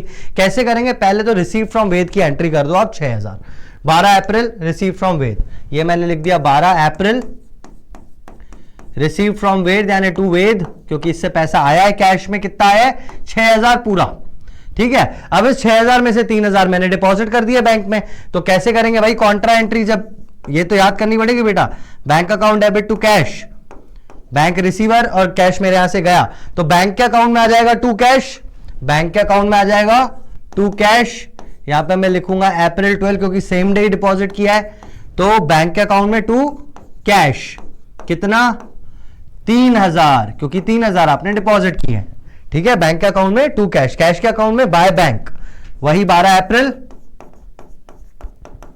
बाय बैंक आप यहां पे लिखोगे कितना, by bank by bank by bank, bank account में आएगा कैश में आएगा, बाय बैंक तो कैश अकाउंट में आएगा कितना 3,000 मेरे कैश से गए। अच्छा, एक और चीज यहां पे नोटिस करी आपने, जब बैंक लिख रहा हूं तो कॉलम है कैश का, जब कैश लिख रहा हूं तो कॉलम है बैंक का, तो ये भी एक तरीका है देखने का कि सही कर रहे हो या नहीं कॉन्ट्रा एंट्री को।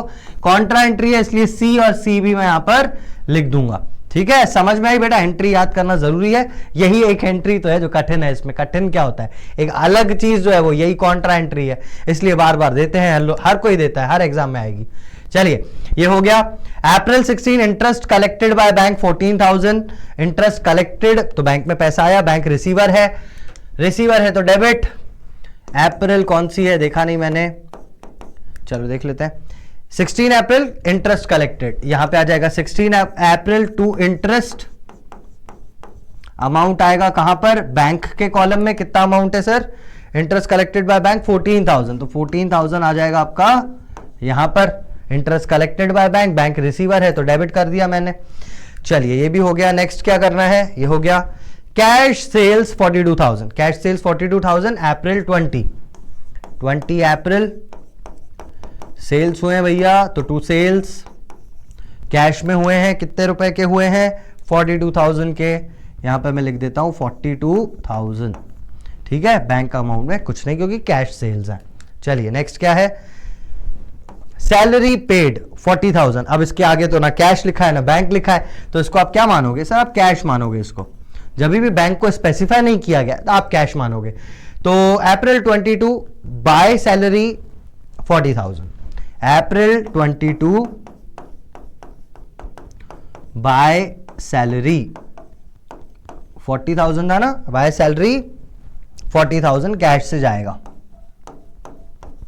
ठीक है बेटा, बैंक में कुछ नहीं आएगा, ठीक है। चलिए, नेक्स्ट पे आते हैं, goods sold to Sona and company Kolkata, बेटा देख ध्यान से, goods sold to Sona and company Kolkata, जब भी नाम आ गया तो नाम आ गया मतलब ये कौन सा ट्रांजैक्शन है, क्रेडिट ट्रांजैक्शन है, और क्रेडिट ट्रांजैक्शन हम रिकॉर्ड नहीं करते, हम क्रेडिट को रिकॉर्ड ही नहीं करते, कैश बुक कर रहे हैं तो इसको रिकॉर्ड नहीं करेंगे, ठीक है, ये भी हो गई, इसको रिकॉर्ड कहीं नहीं किया।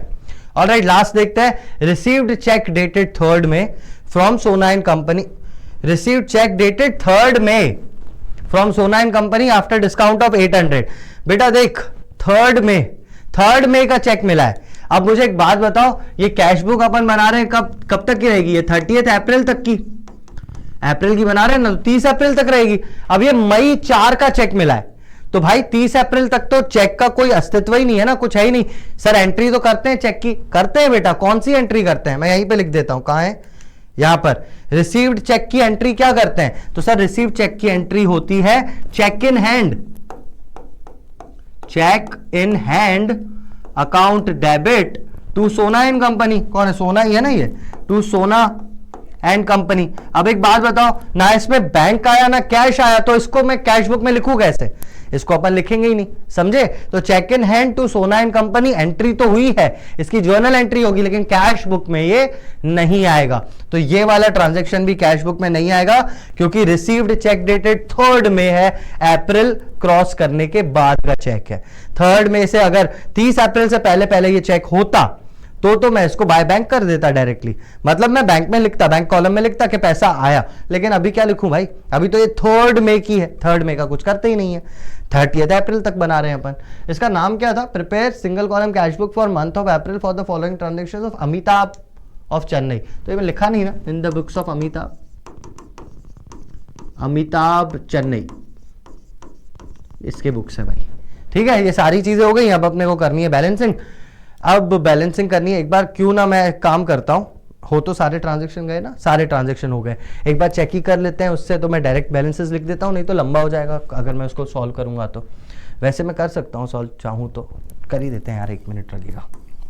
चलिए 0 0 0 0 भाई बड़ा बैलेंस यहाँ पर है, मैं इसको कर रहा हूँ 0 0 0 0 0 एंड यहाँ पर आया 6 और 2, 6 2 8, 6 2 8 और 6 और 2 8, 2 और 4 6 और यहाँ पे बचा 2 2 6 8 0 0 0। तो यहाँ का भी बैलेंस आना चाहिए 2 6 8 0 0 2 6 8 0 0। उसमें से ये सारी चीज़ें होंगी माइनस। इस वाले साइड पे बड़ा क्या है, 60,000 34,000 12,000, 64 34, ये वाला साइड बड़ा आ रहा है भाई, ठीक है। तो मैं इसका टोटल कर लूँगा 0 0 0 0 0 और ये आ गया 5, उसके बाद आ गया 4 5 6 7 8 और 6 और 3 होते हैं 9 9 और 1 10, 1085 00। यहाँ पे भी मैं लिख देता हूँ 1085 00। एक बार टोटल चेक कर लेते हैं यार, 268 000, 268 000, 108 500, 108 500, 108, ठीक है भाई, ये तो सही है। अपन अब इनमें से ये बड़ा अमाउंट है तो इसमें से इसका टोटल माइनस करना है, 268 000 में से मुझे माइनस करना है इसका टोटल। तो इसका टोटल कितना आ रहा है, 3 zeros तो है ही, फॉलोड बाय 3 zeros, 6 7 8 9 9 है यहाँ पर, और 6 7 8 9 हो गया, 8 ये वाला 9 10 11 12 13, यहाँ पे ये माइनस करना है 1,39,000 कर ही लेता हूँ मैं। 0 0 0 6 को काट के किया 5, ये हो गया 18, 18 में से 9 9, 5 में से 3 2, वो 129 000। लेकिन सुन, ये बैलेंस कहाँ से आ रहा है, ये तो छोटा वाला साइड था ना, ये वाला छोटा साइड था, ये वाला बड़ा साइड। मैं कैश कॉलम को कर रहा हूँ भाई, मैं कैश कॉलम को ही अलग से कर दूं क्या, ये ले ऑरेंज कलर से कर देता हूं, मैं कैश का बैलेंस निकाल रहा हूं फिलहाल। तो ये जो कैश का बैलेंस निकाला है मेरा कहां पर आया है, 12900, ये वाला साइड बड़ा, डेबिट साइड बड़ा, बैलेंस आ रहा है यहां पर, ठीक है। मैं यहां पे 30 अप्रैल को एंट्री कर दूंगा, बाय बैलेंस कैरीड डाउन, और कैश कॉलम का बैलेंस है बेटा, कैश का कॉलम का 268 000, उसमें से ये माइनस किया तो आ रहा है 129 000, ये कैश का बैलेंस है और इस साइड आया, ठीक है। अब जो बैंक का था वो उस साइड का बड़ा है, ठीक है, यानी उस वाले साइड का टोटल कितना आ रहा है बैंक का, बैंक का मैं आपको कर देता हूं अलग कलर से ताकि आपको दिख जाए।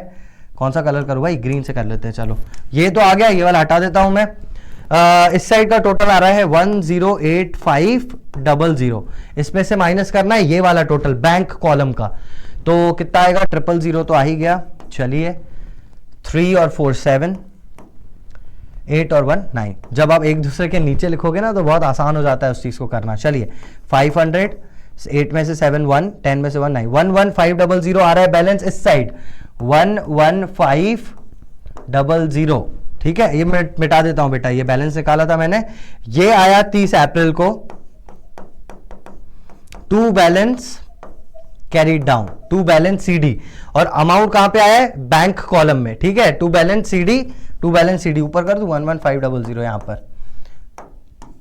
ठीक है बेटा, ये बैलेंस आ गया। दोनों का एक बार चेक कर लेते हैं, 12900 और 11500, 11500 बैंक का ओवरड्राफ्ट, 12900 अपना आ गया ये वाला, ठीक है 12900। ये समझ में आया बैलेंसेस। अब इसके बाद ये वाला बैलेंस यहां पर आ जाएगा, अरे यार मैंने जगह नहीं छोड़ी, चलो एनीवे मैं बता देता हूं। 30 अप्रैल के बाद आता है 1 मई, 1 मई को यहां पे आप लिखोगे to balance brought down BD, और ये वाला बैलेंस जो कैश का है वो आ जाएगा यहां पर 129,000, और वही चीज वहां पर भी करोगे आप 1 मई को, 1 मई बाय बैलेंस ब्रॉट डाउन, कौन सा वाला बैलेंस, ये वाला बैलेंस ब्रॉट डाउन, तो बैंक कॉलम में 11500, यहां पे ये 11500 इस साइड आएगा 1 मई को, ठीक है, कैरी फॉरवर्ड बस वहां पे किया है बैंक का नीचे, और ये जो निकला इसको यहां पर डेबिट साइड थे। बस समझ में आया, ये थी डबल कॉलम कैश बुक। जो इंपॉर्टेंट पॉइंट्स मैंने बताई वो आपको बताइए कॉन्ट्रा एंट्री से रिलेटेड। ठीक है, जब भी वेद का जैसे वो जो ट्रांजैक्शन था कि 6000 पूरे दे दिए, फिर उसी दिन उसने 3000 डिपॉजिट किए, तो 3000 डिपॉजिट करने की अलग एंट्री की है मैंने, ये कॉन्ट्रा एंट्री, ये कॉन्ट्रा एंट्री। ठीक है, तो ये एक चीज आपको याद रखनी है, यहां पर क्रेडिट ट्रांजैक्शंस नहीं आएंगे। दूसरी बात, चेक रिसीव हुआ था, चेक रिसीव हुआ था 3 मई का, क्योंकि ये 3 मई डेट थी और इसकी एंट्री वैसे भी ये बनती है, तो ये कहीं नहीं आएगा, ना कैश अकाउंट में ना बैंक अकाउंट में। पहले तो इसका स्क्रीनशॉट ले लो जो यहां पे बताया मैंने, ले लिया। अब इसका जो भी मेन चीज है इसका भी एक स्क्रीनशॉट ले लो, फिर आगे बढ़ेंगे अपन। तो यहां तक थी डबल कॉलम कैश बुक। जो मेन चीजें थी मैंने तुम्हें बता दी भाई, कॉन्ट्रा एंट्री, क्रेडिट वाली चीजें नहीं आएंगी, चेक रिसीव हुआ है जो बाद का है वो भी कहीं पर नहीं आएगा। ये कुछ बातें थी जो इसमें है, और ज्यादा कुछ खास है नहीं। इसकी प्रैक्टिस करोगे तो बहुत अच्छी तरह ये चीज आपसे बन जाएगी। इसके बाद अपन आगे बढ़ते हैं और देखते हैं कि पैटी कैश बुक क्या होता है। तो पैटी कैश बुक नाम की एक चीज होती है। क्या होता है मैं तुम्हें एग्जाम्पल के थ्रू ही बता देता हूं।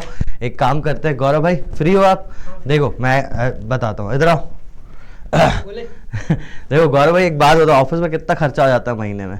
हो जाता है सर, ये टीचर होगा, छोटा मोटा टीचर होगा, खर्चा कितना है? 4000 के समथिंग हो जाता है। 4000 रुपए खर्चे करते हैं? क्या बात कर रहे हो? हाँ? चलो चलो ठीक है, ये काम करो, 1 2 3 और ये 4, 5000 रख लो। ठीक है, ये 5000 रख लो। टीचर को जो भी चीज चाहिए, पेन पेंसिल कॉपी ये वो स्टेशनरी का आइटम, जो भी चीजें हो रही हैं, छोटे मोटे खर्चे सारे करो।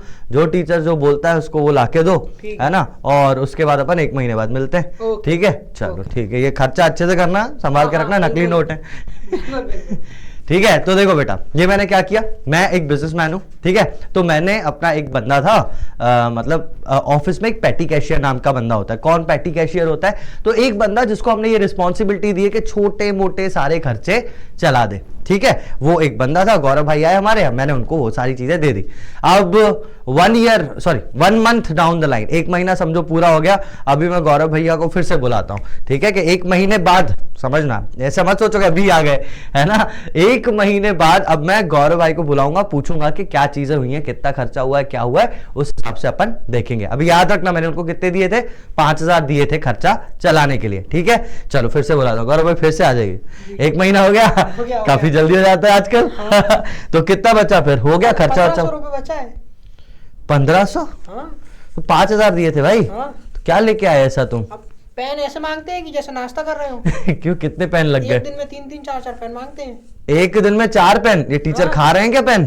पता नहीं। और कोई बोलता मुझे चाय नहीं पीना, कोई कॉफी नहीं पीता, तो कोई समोसा खाता है। अच्छा, तो समोसे भी ला रहे हो तुम इसमें? हाँ। भाई ये पैटी कैश जो टीचर है, मांगता है तो खिलाना पड़ेगा सर। तो सारी, चलो ठीक है, टीचर्स हैं मांग रहे हैं तो स्टाफ को नहीं खिलाते इसमें से? सबको।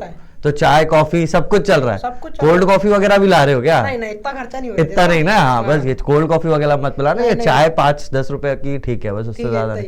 यहाँ कहा दुबई में मिल रही है पीछे? हाँ। यहीं पीछे ही मिलती होगी ना, बुर्ज खलीफा के पीछे। चलो ठीक है, तो कितने बचे? ये 1500 बचे। अब देखो यार, तुमने देखो अगली बार ना खर्चा थोड़ा संभल के चलाना, 2-2.5 हजार में खत्म कर देना। पर फिर भी चलो, कितना लग रहा था? 5000 लग रहा था। अब देखो इन्होंने मुझे वापस दिए 1500। ठीक है, मैं क्या करूंगा, मैं इनको फिर से 5000 दे देता हूँ। 1 2 3 4 5। अब फिर से 5000 दे रहा हूँ भाई। थोड़ा अच्छे से खर्चा चलाना, इस बार ज्यादा बचाने की कोशिश करना। तुमने खुद ने तो नहीं रखे थे? नहीं। सच बता। एक भी नहीं। वैसे ही नकली है, चलेगा नहीं। ठीक है, ये बात तो है। ठीक है, तो चलो अब फिर से 5000 दे दिए। अब गौरव भाई इसको साल भर, महीने भर फिर से खर्चा करेंगे। फिर जो बचेगा फिर से मैं इनको इस हिसाब से देता चला जाऊंगा। मतलब 5000 मैंने एक बफर बना दिया, इसमें से जितना खर्चा होता जा रहा है ये लेते चले जाएंगे। यही होती है पैटी कैश बुक। ठीक है, तो इसको समझते हैं। चलो, तो पैटी कैश बुक खुद में कैसी तरीके की होती है? तो 2 तरीके की होती है। पैटी कैश तो समझ में आ गया होगा ना। चलो डेफिनेशन भी पढ़ लो आप। Petty cash book is the book which is used for recording expenses involving small amounts, बहुत छोटे छोटे खर्चे। Besides petty expenses, receipts for main cashier are recorded. Petty cash book is like petty cash account and is maintained by petty cashier. तो जो गौरव भाई थे हमारे लिए petty cashier थे, ये एक बुक मेंटेन कर रहे होंगे जिसको हम बोलेंगे petty cash book। ठीक है। अरे गौरव भाई, petty cash book बनाई थी तुमने? इधर देखो, पता है देखो पता है ये जो मैंने इतना तेरे को एग्जांपल दिया है, तेरे इधर आना भाई, फ्रेम में आओ, देखो तुम्हें देखेंगे। देखो गौरव भाई है हमारे। तो गौरव भाई क्या था पेटी कैश बुक, मैंने तुम्हें बताया ही नहीं। तुम्हें समझ में आया हमने करा क्या अभी? सच में तो समझ में आया? बस खर्चा करता चला गया और पैसा पूरा वापस दे दिया। चलो ठीक है, देख अभी तू बैठ समझ। देख पेटी कैशियर था तू अभी, पता है कौन था? Patty cashier. पेटी कैशियर, ये छोटे छोटे खर्चे चलाने वाला बंदा कौन कहलाता है ऑफिस में? Petty cashier. तो आज से तू कौन हुआ? Patty cashier. एडिटर गया बाहर में। अब से आज से तू क्या है, कोई भी पूछे क्या बोलेगा? Patty cashier. पैटी कैशियर, नकली नोटों में धंधा करता। Black money. ब्लैक नहीं है भाई, नकली है बस। Children's money of India, children's money तो है, चिल्ड्रंस बैंक ऑफ इंडिया। नकली ब्लैक मनी के नाम से फंबल हो गए आप, फंबल हो गए। Bye bye bye. चलो ठीक है, तो ये था पेटी कैशियर। अब देखो इसमें क्या, दो टाइप की कैश बुक्स है। एक है सिंपल पेटी कैश बुक, एक है एनालिटिकल पेटी कैश बुक। सिंपल पेटी कैश बुक में क्या होता है कि सिंपली आप अमाउंट्स लिख देते हो, और एनालाइज्ड बता ही दूंगा ना मैं तुम्हें, टेंशन क्यों ले रहे हो। अपन क्वेश्चन पे ही चलते हैं, पहले सिंपल पेटी कैश बुक पे चलते हैं। एनालिटिकल जो होती है उसमें अपन खर्चे बड़े बड़े जो है वो अलग अलग से भी दिखा देते हैं। दिखा रहा हूं अभी, दिखा रहा हूं, टेंशन मत लो। सबसे पहले तो पेटी कैश बुक को स्टार्ट करते हैं। अब इसमें याद रखना, इसका जो फॉर्मेट है इसमें ऐसे डेबिट साइड और क्रेडिट साइड नहीं है बस, क्योंकि सारे खर्चे हैं तो सारे के सारे वैसे भी क्रेडिट साइड आएंगे। भाई अगर कैश अकाउंट में बनाऊं, कैश अकाउंट में ऐसा बनाता हूं, कैश बुक बनाता हूं, तो एक होता है डेबिट साइड और क्रेडिट साइड। तो पेटी कैश बुक तो बनाई खर्चों के लिए, तो छोटे छोटे खर्चे होते रहेंगे, तो खर्चे हमेशा ही क्रेडिट में आएंगे। और एक बार पेटी कैश बुक में मैंने जो 5000 दिए ना, वो मैं यहां पर लिखूंगा डेबिट में, डेबिट व्हाट कम्स इन। एक बार पेटी कैशियर के पास 5000 आए, बाकी तो वो पूरा महीना खर्चा ही करता रहता है ना। तो उसमें मेजर साइड क्रेडिट साइड ही है, इसलिए अपन दो अलग अलग साइड्स यहां पे नहीं बनाते, थोड़ा सा अलग सा फॉर्मेट बनाते हैं। वो अपन देख लेते हैं पहले फॉर्मेट क्या है। तो जो फॉर्मेट होता है पेटी कैश बुक का वो है अमाउंट रिसीव्ड। जो मैंने दिया वो इस साइड आएगा, यानी ये एक तरीके का डेबिट साइड हो गया, ये एक तरीके का डेबिट कॉलम हो गया। यहां पे ऐसा मान लो आप, डेबिट कॉलम ही होता है पर ऐसा सिर्फ अमाउंट रिसीव्ड उसमें आता है। उसके बाद कैश बुक फोलियो के, ये खर्चा कैश बुक में कहां दिखा हुआ है, लेजर फोलियो की तरह कैश बुक फोलियो है। डेट, कौन सा खर्चा किस दिन पे हुआ है, खर्चे कौन सा है, खर्चे की डिटेल्स पूरी यहां पर आएंगी। उनका वाउचर नंबर, क्योंकि हर खर्चे के पीछे एक वाउचर बनाना पड़ता है, सोर्स डॉक्यूमेंट्स में अपन ने पढ़ा है, और जो भी उसका अमाउंट है। बस इतनी सी चीज आती है, ज्यादा कुछ खास इसमें है नहीं। अपन करके देख लेते हैं तो ज्यादा बेटर तरीके से तुमको समझ में आ जाएगा। चलिए सबसे पहला क्या था, from the following particulars prepare पेटी cash book for the month of April 2024। तो पेटी कैश बुक फॉर अप्रैल 2024 की मैं बना रहा हूं। ठीक है, सबसे पहले मैं आपको बता दूं, डेट में आप यहां पे लिख दीजिएगा 2024, या आप पता अप्रैल भी लिख सकते हो, वैसे मैं नहीं लिख रहा, पर अप्रैल ही लिख दो, फिर 1 2 3 4 जो भी डेट आ रही है उसके हिसाब से लिख दो। बट एनीवे 2024 की है, मैंने सिर्फ ईयर लिखा है फिलहाल। चलिए अब क्या है, ड्रू फॉर पेटी कैश 5000। पेटी कैश के लिए कितना दिया है मैंने, 5000। तो आता किस साइड है, मैंने आपको बताया किस साइड, डेबिट साइड। और जब भी डेबिट साइड आएगा तो 2 में अमाउंट आएगा। तो सबसे पहला अमाउंट, ये डेट क्या थी पहली, 1 अप्रैल, तो यहां पे मैं लिख दूंगा अप्रैल 1, और यहां पे मैं लिखूंगा 2 बैंक। ध्यान से सुन भाई, 2 बैंक, ठीक है, 2 बैंक अकाउंट। अब ये अमाउंट मेरे पास आ रहा है पहले इनिशियली, तो 2 बैंक अकाउंट में अमाउंट रिसीव में लिखूंगा 5000 यहां पर।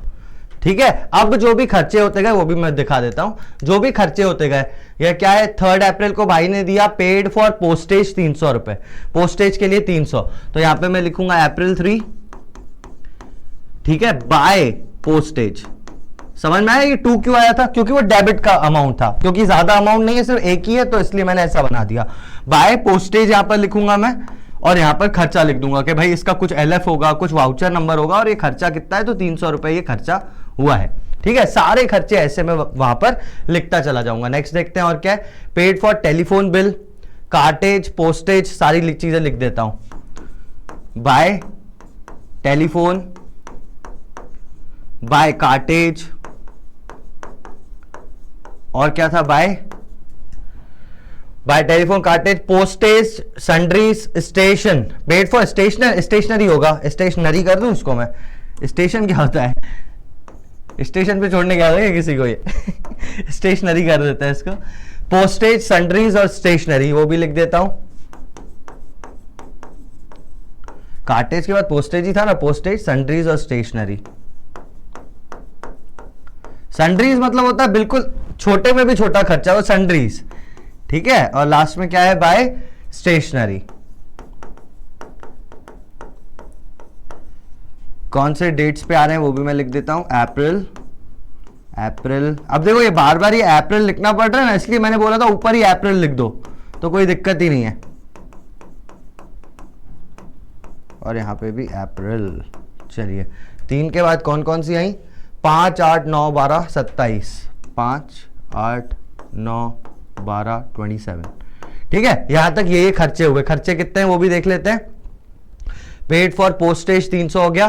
Telephone bill 400, 140, 200, 400, 140, 140, 200, 100, 300। इसके सामने 200, 100 और 300। ठीक है, अब क्या हो गया है देखो बेटा, ये सारे हो गए खर्चे। ठीक है, अब यहां पर मैंने इनिशियल अमाउंट लिखा था, यहां पर मैंने सारे खर्चे लिख दिए थे। एक बार देख लेते हैं। 3, 4, 140, 3, 4, 140, 200, 300। ठीक है, ये सारी चीजें हो गई। अब देखो ये सारी चीजें मैंने लिख दी हैं। अब मुझे बताओ आखिरी दिन पे, आखिरी दिन क्या होता है बेटा अप्रैल का? तो ये होता है अप्रैल 30। मैं यहां पर निकालूंगा बैलेंस, और वो भी बाय बैलेंस सीडी करके यहां पर मैं निकालूंगा। मतलब कितना खर्चा हुआ माइनस कितना दिया था। तो 5000 में से खर्चा कितना हुआ है बेटा? ये खर्चा हुआ है। इसको अपन टोटल कर लेंगे, कितना आ रहा है? 0 और 4, 0, 4, 3 और 4, 7, 8, 9, 10, 11, 13, 14। ठीक है, यही था। 4 यहां पर, 3, 4, 7, 8, 9, 10, 11, 13, 14। तो 1440 रुपीज का खर्चा हुआ। मैंने दिए थे 5000। मैंने दिए थे कितने? 5000। ये ऐसे क्यों हो जाता है यार? ये क्या है? देखो देखो मैं लिख रहा हूं भाई, तो वहां पर तो लिख रहा है, यहां पर क्यों नहीं लिख रहा भाई? 5000। अरे फिर से जाने दो। 5000, 1440। ठीक है, इसको करेंगे माइनस, कितना बचेगा? डायरेक्ट बेटा 1500 माइनस करो तो बचा 3500, और 60 रुपए और ऐड कर दो तो 3560। डायरेक्ट माइनस करना सीखो आप। 1500 माइनस कर दिए मैंने तो बचा 3500, और 60 ज्यादा माइनस कर दिए तो 60 प्लस कर दिए तो 3560 इज द अमाउंट। ये बैलेंस आ गया अपने पास 3,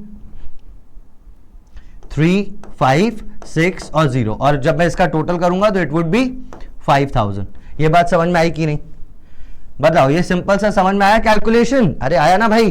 ठीक है, ये टोटल मैंने लिख दिया, यहां पर भी मैं टोटल लिख दूंगा। इस साइड का भी टोटल 5000 ही है, ये वाला साइड और ये वाला साइड। ये समझ में आया? अब क्या करूंगा, इस वाले बैलेंस को ही, ये बैलेंस अगले महीने यानी यहां पर मैं डेट लिख रहा हूं, अगला महीना यानी फर्स्ट में को यही बैलेंस क्या हो गया? To balance brought down. To balance, क्योंकि ये बाय बैलेंस सीडी था तो टू बैलेंस बीडी बनेगा। अब ये कितना बनेगा? To balance BD 3560। तो 3560 में यहां पर लिखूंगा। ठीक है, ये बैलेंस मैंने डेबिट साइड आ जाएगा, ये बैलेंस कैरी होके। अब 3560 में मुझे और कितना पैसा देना है कि ये वापस से 5000 हो जाए? क्योंकि मैंने क्या किया था, अभी देखो गौरव आया था तो मैंने उसको क्या किया, उसने बोला 3500 खर्चा हो गया सर, है ना? तो मैंने उसको 1500 में 3500 और मिला के दे दिए कि फिर से 5000 है, अब खर्चा कर लेना। ठीक है, तो यही चीज अपन यहां पर भी करेंगे, यानी 1440 मैं उसको और पैसे दे दूंगा टू बैंक 5000 बनाने के लिए। ठीक है, टू बैंक अकाउंट। ये भी मैंने फर्स्ट में कोई एंट्री कर दी। समझे बात को? इस साइड कुछ नहीं आएगा, अब अमाउंट आएगा वहां पर। इसी को ही बोलते हैं बेटा पैटी कैश बुक। एक बार देख लेते हैं 35601440 ये हो गया। बाकी सारी चीजें आई थिंक सब सही है। अब तुम इसका स्क्रीनशॉट लो या इसका लो, बात तो एक ही है, पर इसका लो, मैंने किया यार। ठीक है, चलो स्क्रीनशॉट लो फिर आगे बढ़े। अब देखो, अब क्या एनालिटिकल पैटी कैश बुक में कुछ खास नहीं है। इस अमाउंट पेड के बाद अगर मैं 2-3 कॉलम और बना दूं और उसमें मैं इंडिविजुअली लिखूं कि भाई देखो पोस्टेज यहां पे कितनी बार आया? पोस्टेज 2 बार। तो पोस्टेज का टोटल खर्चा कितना है? 400 ये और एक और 100, तो 500 टोटल पोस्टेज का हुआ ना। बस अगर मैं एक कॉलम और बना दूं, उसमें लिख दूं, यहां पे एक कॉलम है मैंने और बना दिया, यहां पे मैं सिर्फ पोस्टेज के खर्चे लिख रहा हूं। तो यहां पर जो पोस्टेज का ये 300 हुआ, ये वाला आएगा। फिर पोस्टेज का कहां पर हुआ? ये 100 रुपए हुआ, नहीं 100 नहीं 200 रुपए हुआ, तो ये भी आएगा। 300 और 200 500 पोस्टेज का भी आ जाएगा। ठीक है, ऐसे ही पोस्टेज का, सैंड्रीज का, स्टेशनरी का अलग अलग कॉलम बनाता जाऊं तो मुझे पोस्टेज का टोटल मिल जाएगा कि पोस्टेज में टोटल खर्चा महीने का कितना हुआ है। इसी को एनालिटिकल बोलते हैं। एनालिटिकल जब आएगी एग्जाम में तो टाइम खाएगी, बाकी उसमें इतना कुछ समझने का होता नहीं है, वो भी अपन देख लेते हैं। अब इसको करेंगे नहीं अपन, आप देख लो। रिसीव फॉर पैटी कैश 10,000, तो सबसे पहले 10,000 आपका आ गया टू कैश यहां पर। ठीक है, टू कैश करके यहां पर आपका आ गया। यहां पर टू बैंक आ रहा था, क्योंकि क्यों आ रहा था ड्यू फॉर पेटी कैश, ऐसा कुछ भी नहीं लिखा हुआ था। If the imprest amount is final show amount for petty cash entitled to draw in the beginning of the next month. अब यहाँ पे मैंने टू बैंक लिखा था, ठीक है, क्योंकि क्वेश्चन की रिक्वायरमेंट थी। अगर ड्यू फॉर कैश है तो आप बाय कैश लिख दो, टू कैश लिख दो, मतलब तो भी चलेगा, जैसा इस क्वेश्चन में आ रहा है। रिसीव फॉर पेटी कैश इन्होंने लिख दिया टू कैश। अमाउंट इस साइड आएगा, अमाउंट किस साइड आएगा बेटा, डेबिट साइड, ये है डेबिट साइड इसका, ठीक है, इतना सा है डेबिट कॉलम का रिसिप्ट्स, बस यहां पर आप लिख दोगे। उसके बाद जैसे जो खर्चे आ रहे थे, बाय कन्वीनियंस, कार्टेज, पोस्टेज, ये सारे खर्चे आ रहे हैं, ठीक है, आप इंडिविजुअल बना दोगे। जैसे कन्वीनियंस आया, ठीक है, तो कन्वेंस का आपने बना दिया, कार्टेज आया आपने कार्टेज का बना दिया, पोस्टेज का बना दिया, वेजेस का बना दिया, स्टेशनरी का बना दिया, रिपेयर्स का बना दिया। अब ये कन्वेंस फिर से आया है ना, तो कन्वेंस पहले ही बना चुके हो, नेक्स्ट अमाउंट जो कन्वेंस का यहां पर आ रहा है वो यहां पर भी लिखोगे, ठीक है। फिर कन्वेंस आया क्या, यहां पे कन्वेंस आया 300, ये फिर 300 मैंने यहां पे लिख दिया, ठीक है। तो मुझे सिर्फ इस पर्टिकुलर खर्चे का भी टोटल मिल गया, बस इतना सा करते हैं। ये है एनालिटिकल कैश, पेटी कैश बुक आती नहीं है एग्जाम में, बट अगर आए तो उसमें सब कुछ सेम, बस ये बॉक्सेस एक्स्ट्रा बन जाएंगे, ठीक है। लास्ट में जो भी बैलेंस बचेगा, ये रहा बैलेंस सीडी, ये आप निकालोगे, इसको आप यहाँ पे ट्रांसफर करोगे टू बैलेंस बीडी बोल के, ये रहा 4500 ट्रांसफर हो गया, और 10,000 देने थे तो 5,500 बंदा और दे देगा, बस खत्म। जो अभी अपन ने किया वही वाली चीज यहां पर भी लागू होती है ना, इसमें ऐसा कुछ खास नहीं है, पर आप प्रैक्टिस एक बार जरूर कर लेना, एक तो बना ही लेना एग्जाम से पहले, ठीक है, ताकि कंसेप्ट क्लियर हो जाए। इसके बाद अपन आते हैं अपने अगले टॉपिक पर, विच इज सब्सिडरी बुक्स। अब सब्सिडरी बुक्स क्या है, तो भैया मैंने आपको बता दिया था, क्या बताया था मैंने, कि credit sales, credit purchases, credit sales return और क्रेडिट परचेज रिटर्न, ये चारों के लिए हम लोग एक चीज बनाते हैं जिसको बोलते हैं सब्सिडरी बुक्स। यानी कौन सी book, sales, purchase, purchase return, sales return, ये 4 बुक्स बनती हैं। इनका और नाम क्या है, ये चीज हमेशा याद रखना। आप सब्सिडरी बुक्स को special purpose books, special journals या बुक्स ऑफ ओरिजिनल एंट्री भी कहते हैं। समझ में आई बात, ठीक है। बस अपन इसको स्टार्ट करते हैं, बहुत सिंपल सा टॉपिक है, बहुत जल्दी हो जाएगा। चलो एक चीज मैं यहाँ पे बता देता हूं। पहले तो मैं कहाँ गया, जो जर्नल प्रॉपर लिखा हुआ है क्या, नहीं लिखा हुआ है, लिखा है जर्नल प्रॉपर, इसको अपन समझेंगे। ये तो थोड़ा सा एक्चुअली कुछ ऐसा नहीं है कि कुछ अलग है इसमें, जो बची हुई एंट्रीज हैं वो सब इसमें आती हैं। कौन कौन से टाइप की आती है वो मैं आपको बता दूंगा। सबसे पहले तो कैश बुक आप ऑलरेडी कर चुके हो, वो क्या रिकॉर्ड कर रही है, सारे के सारे कैश ट्रांजेक्शंस। परचेज बुक क्या रिकॉर्ड करेगी, क्रेडिट परचेज, आपने किसी से माल खरीदा है उधार पे, क्रेडिट परचेज, किसी को उधार पे बेचा है तो क्रेडिट सेल्स रिकॉर्ड करेगी sales book. Purchase return record करेगी purchase return, credit purchase return record करेगी, ठीक है। मतलब वो बंदा जो उधार पे खरीद के गया था, अगर मतलब मैंने किसी से उधार पे खरीदा था और मैं माल वापस कर रहा हूं तो वो क्रेडिट परचेज रिटर्न में आएगा। कोई बंदा मुझसे उधार पे खरीद के गया था और उसने माल रिटर्न किया, वो यहां पर आएगा, which is credit sales return, ठीक है। ये सारी चीजें, पहले इसका स्क्रीनशॉट लो फिर जर्नल बताता हूं, ठीक है। अब ये जर्नल प्रॉपर है क्या, तो जर्नल प्रॉपर कुछ नहीं है भाई, जर्नल जर्नल जर्नल, ठीक है। अगर इसमें देखें तो क्या क्या आता है, अगर बेसिकली अपन यहां पर देख लें तो इसमें क्या आता है बेटा, देख इसमें आ जाएंगी तुम्हारी ओपनिंग एंट्रीज, इसमें आ जाएंगी आपकी ओपनिंग एंट्री, समझते हो ना आप, सारे assets account, debit, liabilities account, credit, capital credit, opening entry आ गई आपकी।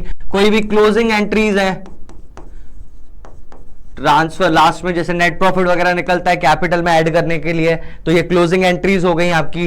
और कोई भी एडजस्टमेंट एंट्री हो गई, एडजस्टमेंट एंट्री, इतनी सारी एडजस्टमेंट्स करते हैं ना, फाइनल अकाउंट्स विद एडजस्टमेंट्स कर चुके हैं अपन, तो जो भी एडजस्टमेंट एंट्रीज हैं वो यहां पर आती हैं, ठीक है। जैसे ड्राइंग्स अगर आपने करा है तो उसकी एडजस्टमेंट होगी लास्ट में, उसकी एंट्री, इंटरेस्ट ऑन कैपिटल का एडजस्टमेंट किया है तो उसकी एंट्री, आउटस्टैंडिंग रेंट है तो उसकी एंट्री, तो ये वाली सारी चीजें एडजस्टमेंट एंट्रीज में आती है, वो यहां पर आ जाएंगी। और कौन सी होती है, तो ट्रांसफर एंट्रीज, लेजर अकाउंट के बैलेंसेस ट्रांसफर करने की एंट्रीज, तो ट्रांसफर एंट्रीज यहां पे आ जाएंगी। और कौन सी आएंगी, बाकी अरे जो बचा भाई सब यहां पे डाल दो, कोई भी मिसलेनियस, ठीक है, एंट्री में आप लिख देता हूं, कोई भी मिसलेनियस एंट्री हो, लॉस बाय फायर की एंट्री हो गई, ये सारी मिसलेनियस एंट्रीज वगैरह भी इसमें आ जाएंगी, समझे। तो बेसिकली जर्नल प्रॉपर में इसके अलावा सारी एंट्रीज वहां पर आ जाती हैं, इसको बोलते हैं जर्नल प्रॉपर, ठीक है। सारी चीजें देखेंगे, एक एक बुक देखते हैं, बहुत ही सिंपल है। जीएसटी वाले चैप्टर में मैंने तुम्हें वैसे भी जीएसटी लगाने के बाद बुक वैसे ही बता दी है, आई मीन एक बार मैं वहां पे ऑलरेडी कवर कर चुका हूं, अगर तुमने वो देखा होगा जीएसटी वाला चैप्टर, तो जीएसटी में बाद में मैंने बुक्स भी कवर करवा दी थी, ठीक है। तो वहां पे पे वैसे ही किया, यहाँ पे बस एक बार देख लेते हैं, तुम प्रैक्टिस इस चीज की कर लेना, कुछ भी कठिन है ही नहीं इसमें। फिर से एक बार बता देता हूँ, कोई दिक्कत नहीं, हो सकता है किसी ने वो वीडियो नहीं देखा हो, उसमें मैंने बुक्स वैसे ही बता दी है कि उसमें जीएसटी कैसे एडजस्ट होगा, ये भी चीज बता दी है। अभी अपन आगे बढ़ते हैं, बहुत सिंपल है, इसमें 2-3 चीजें याद रखनी है भाई तुझे। क्या याद रखना है कि यार पहली बात तो वही कि क्रेडिट वाले ट्रांजेक्शन्स आएंगे, क्रेडिट सेल्स वगैरह आएंगी, इसमें क्रेडिट सेल्स वगैरह आएंगी और कोई नहीं आएगा। जैसे क्रेडिट से पहला कौन सा कर रहा हूं मैं, परचेज बुक। तो परचेज किस चीज का होता है, परचेज किस चीज का होता है, तो बेटा परचेज स्टॉक का होता है, सिर्फ स्टॉक का परचेज इसमें आएगा। अगर आपने कभी एसेट परचेज कर ली है, एसेट परचेज कर लिए तो वो नहीं आएंगे, एसेट सेल करे तो सेल्स पे नहीं आएंगे, सिर्फ स्टॉक का सेल्स। ये मैं लिख देता हूं बेटा, ध्यान देना इस चीज पे। बस ये 2 ही चीजें हैं, इसके अलावा कुछ है ही नहीं उसमें। आपको 2 चीजें ध्यान देनी है कि क्रेडिट पे होना चाहिए और एडजस्ट मतलब एसेट्स वगैरह का परचेज नहीं होना चाहिए, बस इतनी सी बात। देख लेते हैं सिंपल सी entries. Following transactions in the purchase books of Gurman brothers Mumbai 2024 April 1। Purchase goods, यहां पे लिखा है गुड्स, तो मतलब ये एंट्री अपन करेंगे, है ना। Purchase goods from Joshi brothers Mumbai, उसका इनवॉइस नंबर, इसका फॉर्मेट देख लो एक बार। जैसे आपने परचेज बुक बनाई, date, particulars, invoice number, LF, details, ठीक है। वैसे तो अगर आप यहां तक बनाओ तो भी इनफ है, लेकिन फिर भी मैंने ये सारी चीजें भी जोड़ दी। एनालिटिकल वाला पार्ट मैं बता रहा हूं, अगर आप यहां तक बनाओगे ना, यही है परचेज बुक, कोई दिक्कत नहीं, कोई नहीं बोलता एनालिटिकल बनाने को, लेकिन मैंने एनालिटिकल भी जोड़ दिया ताकि आपको समझ में आ जाए, कोई बच्चा ये ना बोले कि छोड़ दिया कुछ। तो सिंपल, जोशी ब्रदर्स से आपने परचेज किया है, और परचेज बुक है तो उसका बैलेंस ही डेबिट होता है। परचेज का बैलेंस डेबिट, सेल्स का बैलेंस क्रेडिट, परचेज रिटर्न का बैलेंस, बोला है परचेज रिटर्न का, परचेज का डेबिट तो परचेज रिटर्न का क्रेडिट, सेल्स रिटर्न का डेबिट बैलेंस। तो ये बैलेंस वैसे ही होते हैं, तो ये परचेज बुक के इसका बैलेंस होगा ही डेबिट, तो कोई साइड्स बनाने की जरूरत ही नहीं है, पूरा का पूरा जो भी बैलेंस आ रहा है वो डेबिट का ही बैलेंस है, ठीक है। चलिए, तो जोशी ब्रदर्स से खरीदा था 1 अप्रैल, जोशी ब्रदर्स लिख दिया।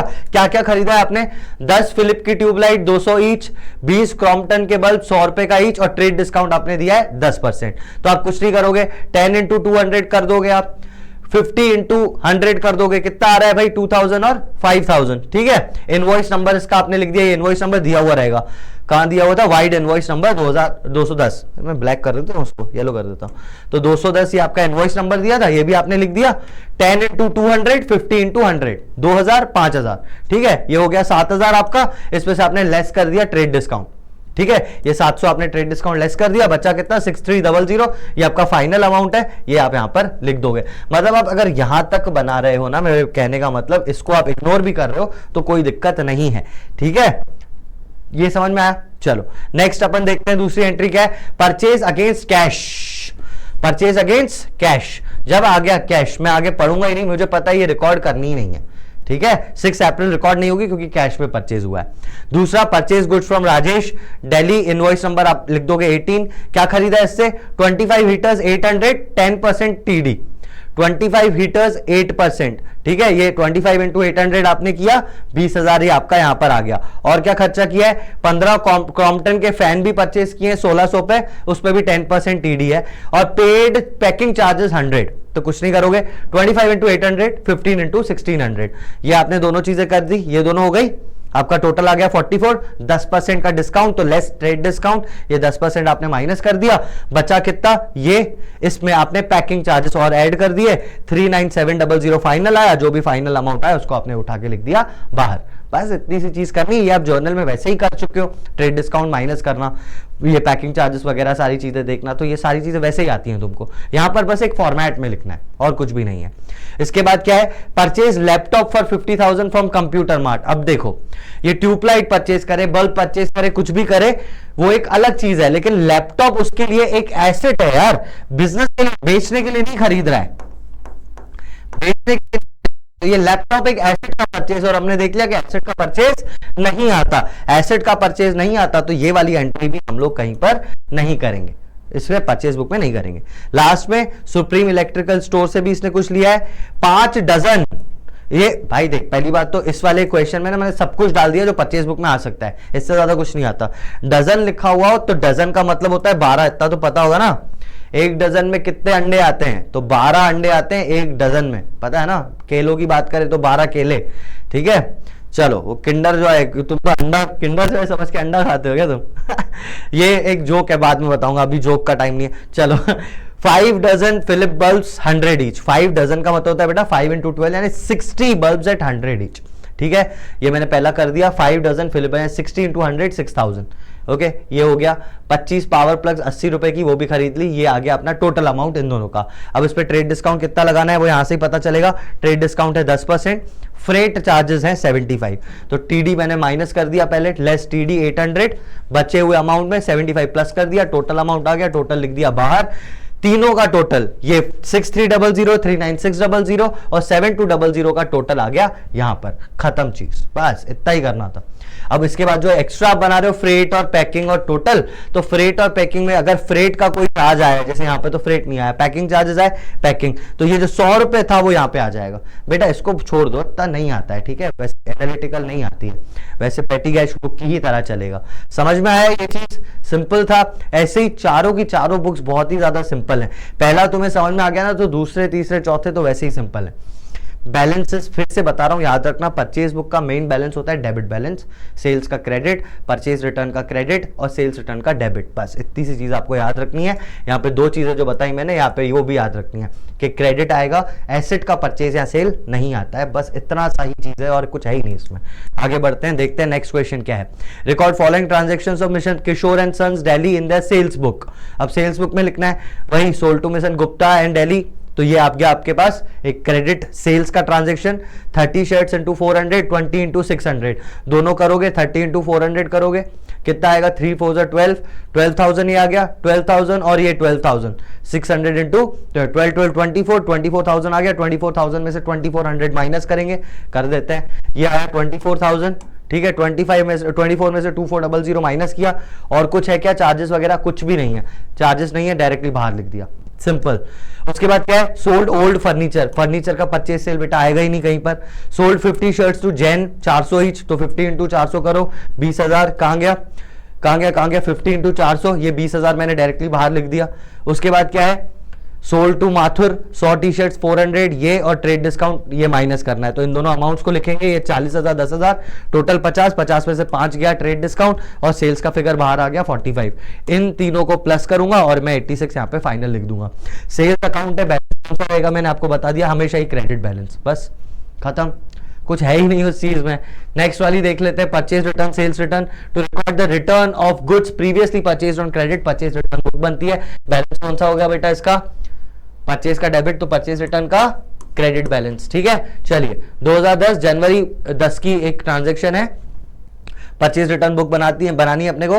Return 2 washing machines purchase from Manohar electronics at the list price of 7,000 पर मशीन लेस ट्रेड डिस्काउंट 20%। तो 7,000 से कितनी खरीदी थी? 2, 14,000 की मशीन में से 20 का ट्रेड डिस्काउंट माइनस करना है। तो 2 वॉशिंग मशीन ऑफ 700 ईच, ये 14,000 लिख दिया मैंने।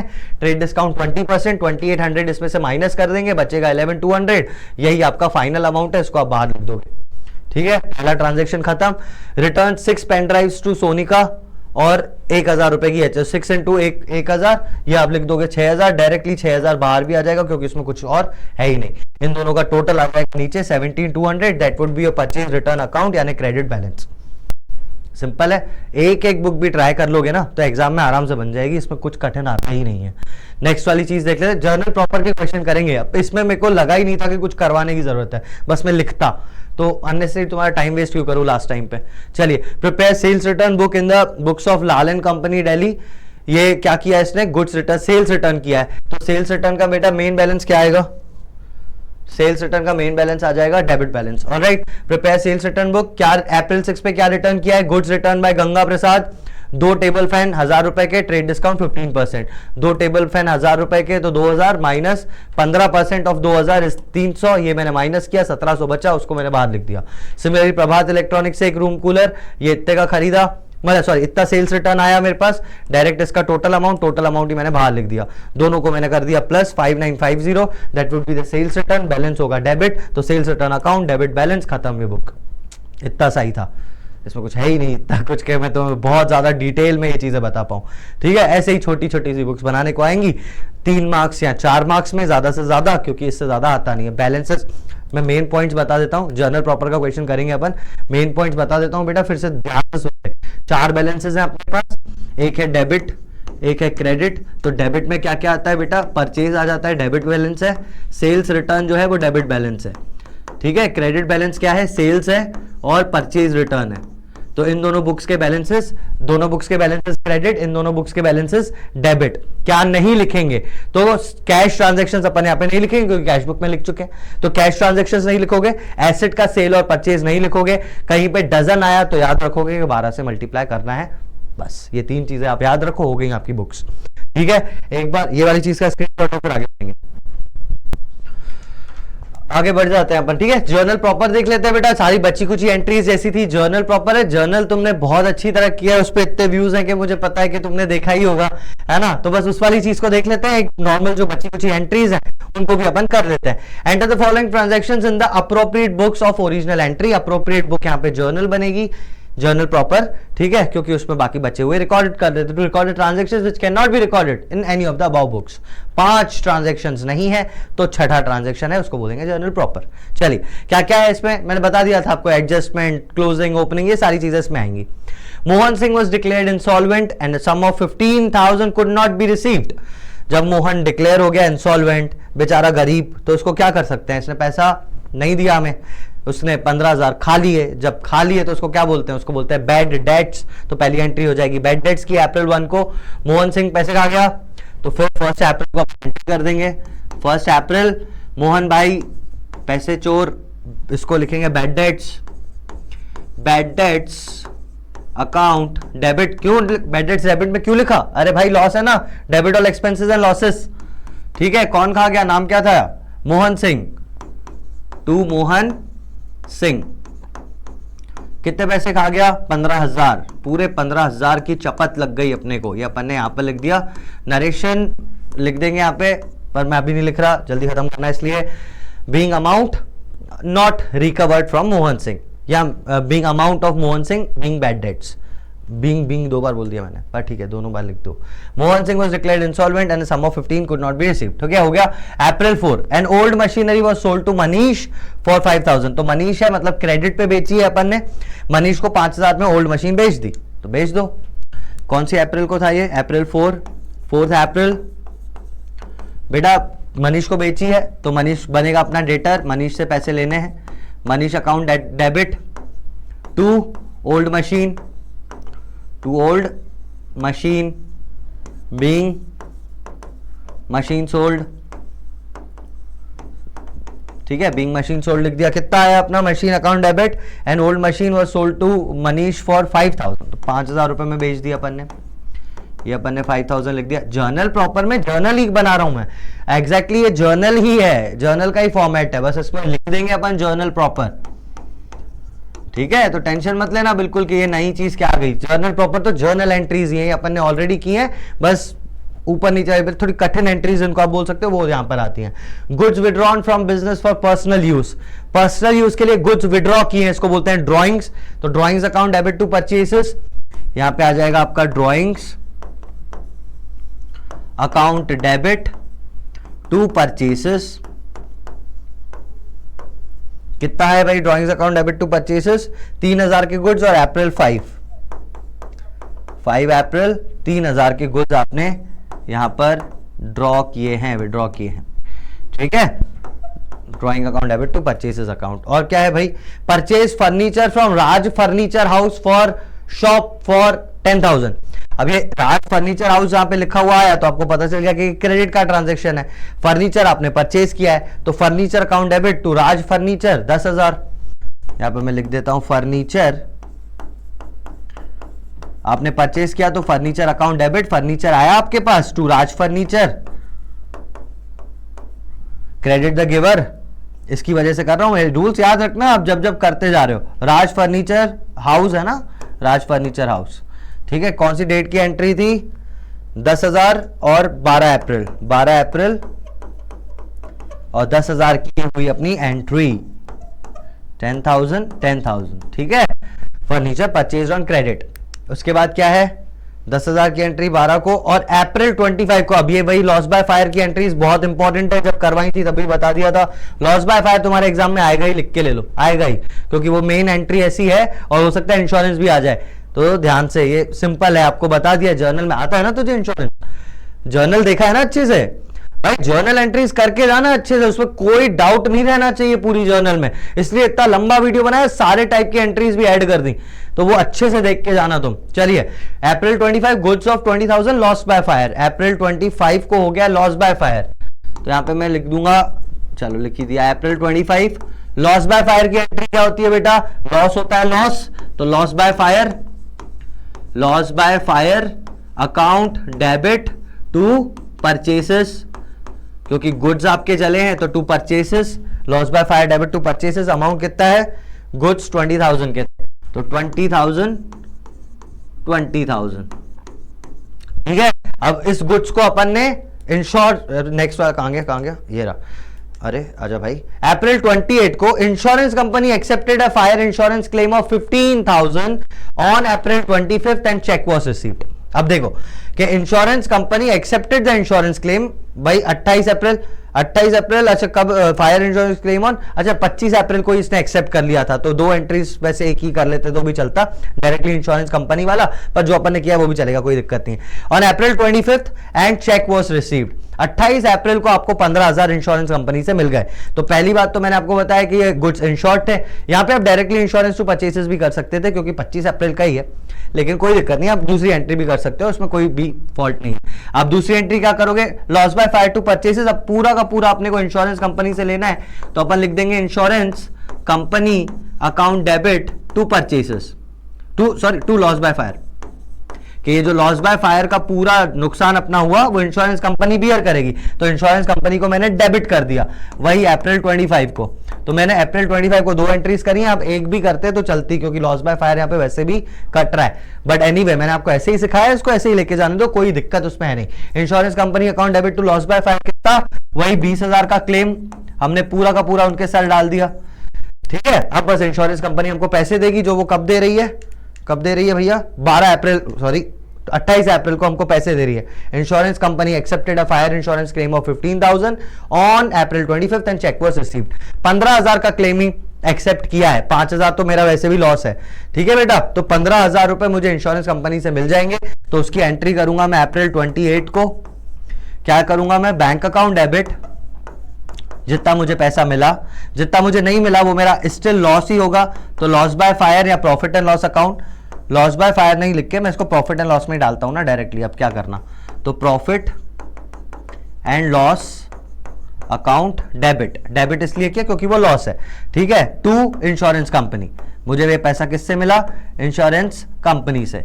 कितना मिला बेटा, बैंक में मिलेगा मुझे 15,000, 5,000 का मेरा बिल्कुल ही लॉस हो गया है ना, 20,000 के गुड्स गए थे तो 15,000 तो मिल गए, 5,000 का टोटल लॉस, इंश्योरेंस कंपनी का 20,000, ठीक है। ये हो गई अपनी एंट्री इंश्योरेंस की खत्म। तो ये सारी पहले स्क्रीनशॉट ले लो बेटा इसका जल्दी से, ठीक है, चलो इसका भी ले लो स्क्रीनशॉट, एंड ये वाली सारी चीजें खत्म। तो यही था जर्नल प्रॉपर में सारी की सारी एंट्रीज आ जाती हैं, तो कोई टेंशन नहीं है आपको, ऐसा ही था ये पूरा का पूरा cash book and subsidiary books का।